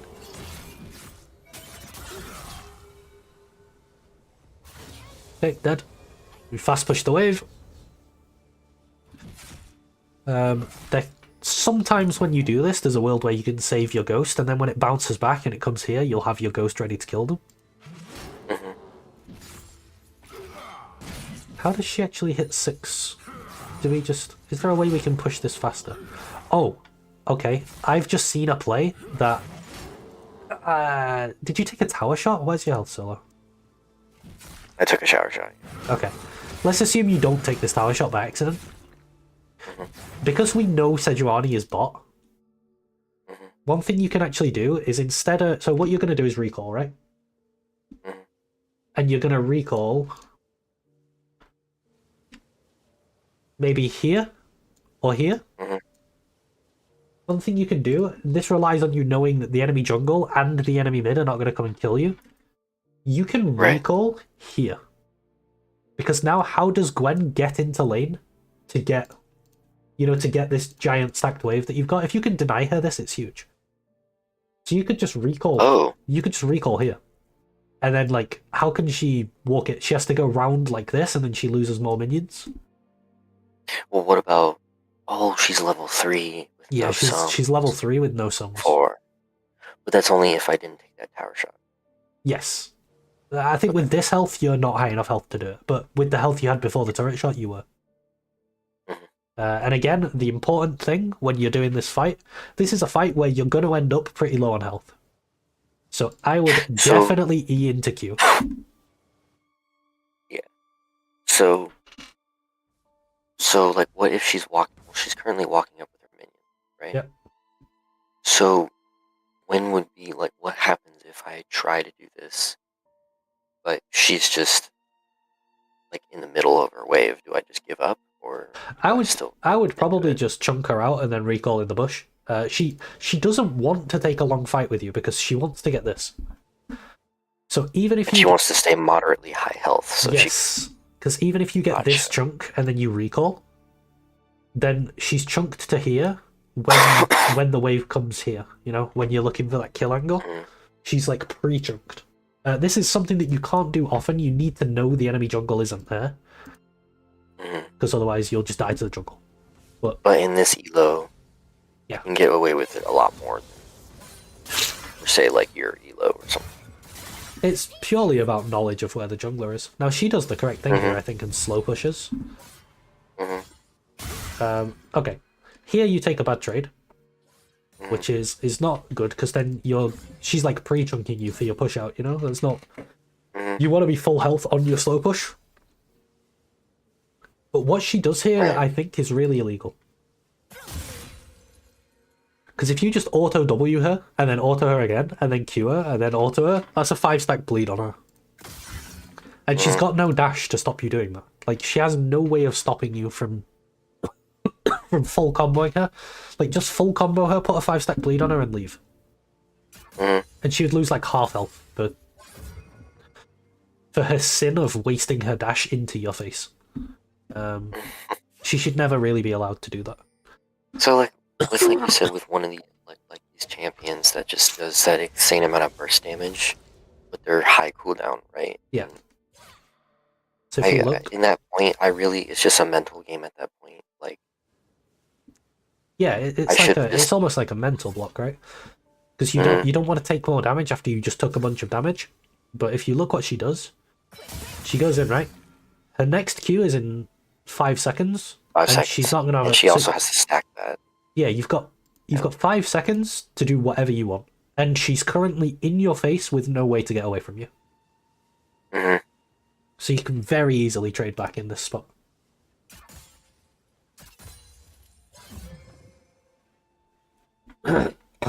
Unfortunately, you take 2 of them in a row, I think,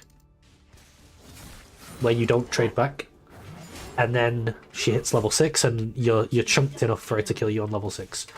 Gwen needs to land a couple of these Qs before she can all in with 6. Ah, okay, that time we kind of walked into it, so she didn't even E. But I think the next time she E's in, right?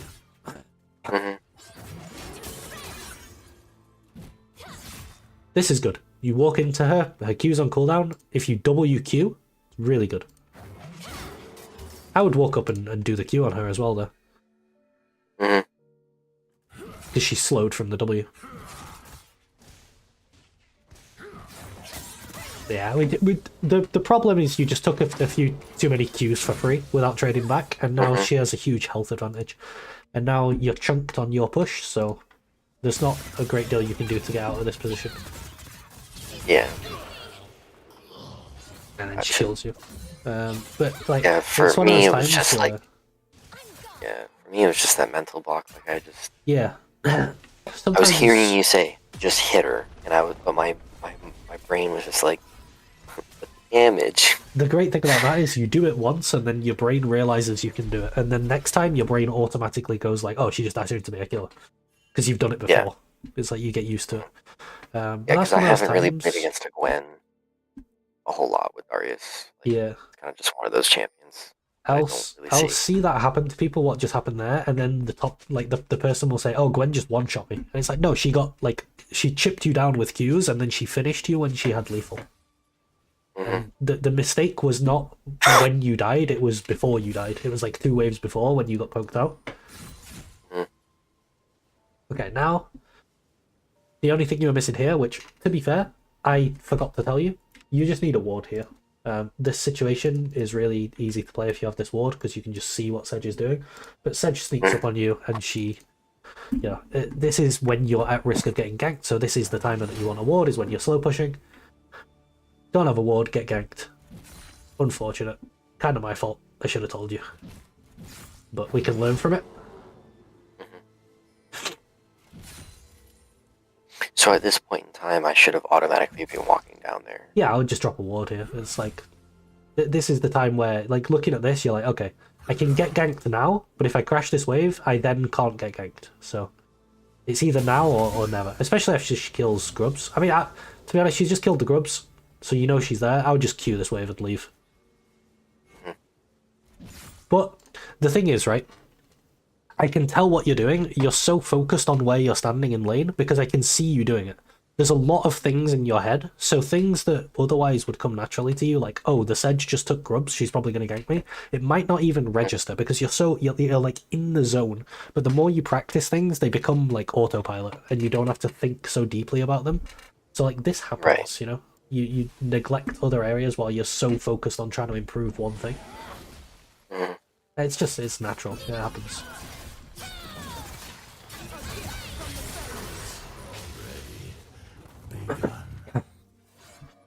Now, I think that it's still playable for you at this point. I think the nail in the coffin for your lane was when Arik appears. that was the unfortunate one. But here you can still play. This is great. You're slow pushing. She loses cannon, XP, and gold.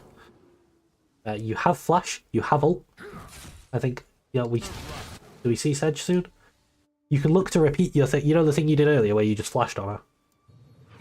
That's why I don't like not taking flash against Darius. Yeah, we see the Sedge now. As soon as we see the Sedge, I'm like, okay, I'll just zone her from any minion. If she ever tries to walk up from a minion, I'll just flash on her. Yeah, because now I actually am like seeing it. Like she is such a heavy champ, dependent on her ultimate, and yeah. Okay, what concept am I thinking about now in this freeze frame?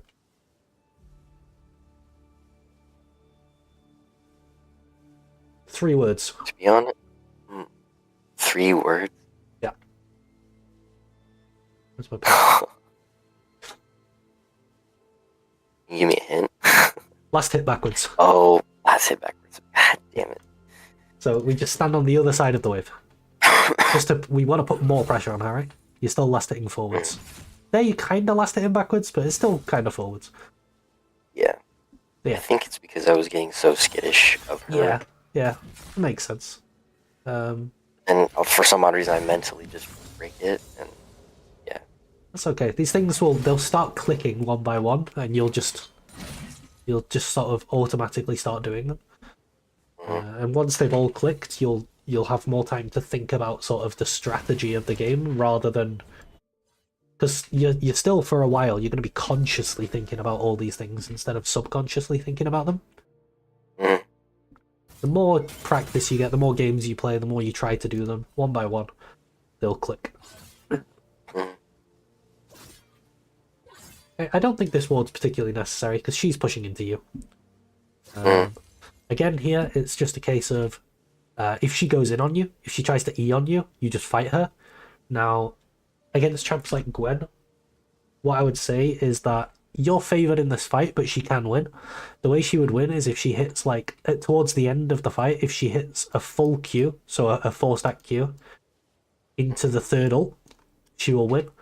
So the only thing you have to do here is just flash this. Because she's going to do this at the end of the fight. Flash the R, or at least one of those. She's going to do the third ult, and then they'll normally do the Q after the ult, because the ult slows. So most Gwen's animation cancel are into Q. So if you just flash that last ult, you should win. Because it looks like she's trying to trade with you here. Or trying to E in on you. But if she E's in on you, I think you kill her, as long as you flash that. At the end.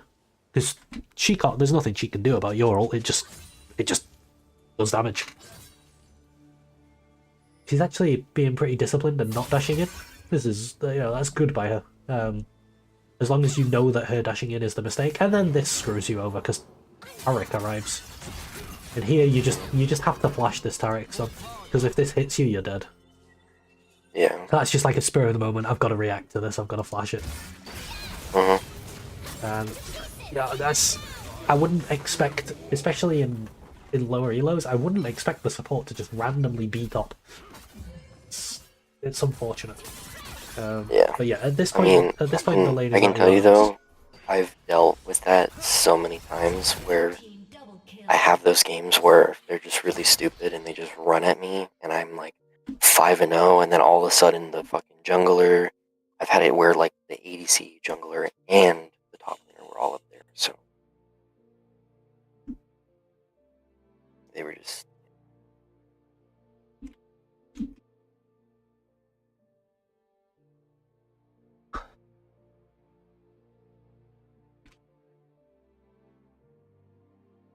Okay. So there.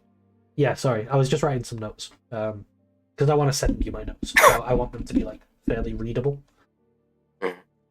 So yeah, at this point in the game, I think you're like 10,000 gold down. Obviously, you can't see that in the game, but you can feel like, okay, we're getting stopped. So this is where you need to start doing weird stuff. Do you know what I mean? It's like it's objectively bad to like drop. So for example, you could like drop this wave and recall and just run bot and try and kill Ashe or something. She's got a shutdown. Maybe it works. It's objectively wrong, but you're so far behind that like you don't really have anything to lose anymore. Because the expectation is that you lose. So if you can do anything that makes you win, even if it's like, even if it only has a 30% chance of working, right? You run bot from base and you just try and kill this Ashe. Maybe it works. Or, yeah, I don't think there's too much more you can analyze about this game other than just saying, like go red trinket, try and find areas where they don't have vision, try and make picks. And then, just like you would do in the late game, in a winning game, you're doing like pick into what can I do while they're dead, and that would be the rest of this game. Let me send you my notes in DMs, and I want to go over each of them with you, and just have a read through that, and let me know if there's anything you'd like me to expand on. Yeah. In the meantime, I want to just demonstrate the first thing I've got on there is the mechanics. I just want to demonstrate them to you in practice tool quickly, just so you've got a visual for that as well.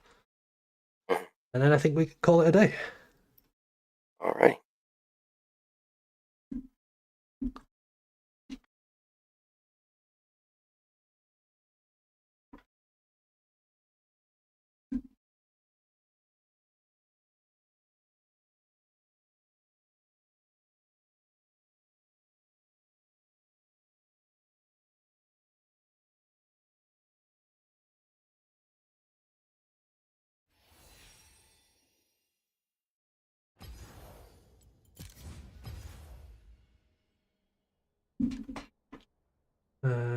Okay, I'm sharing my screen on it. Yes, good. Regret opposing me.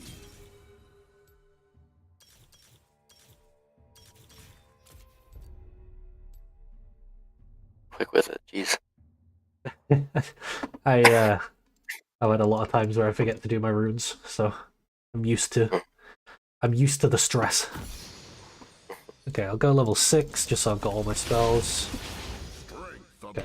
So the 3 that I wanted to cover are WQ. So that will hit unless they have a dash. Okay. There's no way for them to dodge this. And you see I'm starting my Q quite early in my W. Like, my W almost disappears. I don't know if you see that. Oh, wow. The next one is EQ. Let me give myself infinite mana, otherwise I'm going to run out. So EQ will pretty much always hit. I think there's a frame where you can flash it, but you see how it kind of bounces them into the Q? Destination is clear. And for that one, all you really have to do is spam Q while you're Eing and take a little step back. Right. I don't know if... Do you even need the step back? I'm not the biggest Darius player. No, you don't even need the step back. You can literally just E and then spam Q, and you will hit them. So in a situation where, you know, there's like a close fight going on here, right? And you're like, oh, I'm 1 HP. I do not tolerate cowardice. Triple heal. Actually, this one didn't get hit. So maybe you do step back because there's some angles where it doesn't. There you go. Triple heal. And then, you know, you're suddenly very healthy again. And then the last one is your... Well, you've got your auto W, like that. It's your auto reset. Yeah. And then you've got your auto WQ, which looks like that. And it comes out really quick. It's kind of like the WQ, where you cancel it, but you do it after an auto. There you go. So those are the... Oh, and then one more thing. Q flash. There you go, I hit all 4 of those guys. So just get used to like where you need to flash to hit different people. So you can just like set dummies up like this and I can try and hit them all. There you go, I hit them all. You can have them like, I don't know, like that. There's a spot where I can hit them all here, like there. Never retreat. I see. It's just getting used to where you need to flash to. Those are the mechanical things that I practice. As for those notes that I sent you, is there anything... I'll put them on the screen as well, so that they're in the VOD. Is there anything that you want me to elaborate on, or go deeper on, or do you understand everything? Could you maybe put, like, level up timers, maybe? Oh, yeah. Just like, what, like, the goal. So you've got your level 2, which is going to be the first wave plus 1 melee minion. And then you've got your level 3, which is going to be the first 2 waves plus 2 melee minions. And then level 6, if you miss nothing, it's going to be exactly after the 5-minute wave. But that's if you miss no minions. What you want to do with these is pressure hard on the level up. So walk towards them as the minion is dying.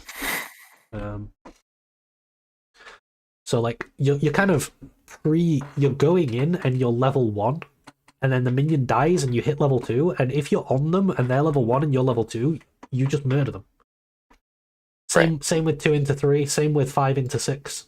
Like these 3 level up timers are just insanely huge. But you can play for any level up timer if you just look at your XP and see when you're going to level up. Yeah, you can play for whatever level up timer you want. Awesome. And then will I have, are you putting this on YouTube, by the way? Yes. Awesome. I will send you a link to the VOD. Awesome. That's what I wanted. Okay. Right, you happy with that? Absolutely. That helped me out actually so much. And Alright, great. Good luck in your games, and send me a message, you know, when you played a few. Let me know how it's going. You've got my Discord, so if you need anything, get in touch. So when do you suggest, like, the next session? You've got a lot of things to build on. I would say if you feel stuck, probably. Like, Yeah. a lot of these things, you'll sort of, if you're struggling in a game, try to figure out which one of these things it is that went wrong. And if you can't figure out what it is, then maybe it's something we didn't cover in the session, and maybe at that point, yeah. Just if you feel like you don't have the tools that you need to improve anymore. Right. Am I allowed to send you clips and stuff? Of course, it's encouraged. Okay. Alrighty. And then I can ask you like basic questions, right? Like Yeah, I'm for in a sure. match and I'm like, hey, I don't know what to do. Yeah, go for it. Awesome. Well then, other than that, I really appreciate the help. I actually know what I need to work on late game, so Awesome. that's extremely huge. All right, great. Well, thanks for joining. Alrighty. Well, And, yeah. Thank you. Good luck. Yep. Thank you. Bye. All right. Bye.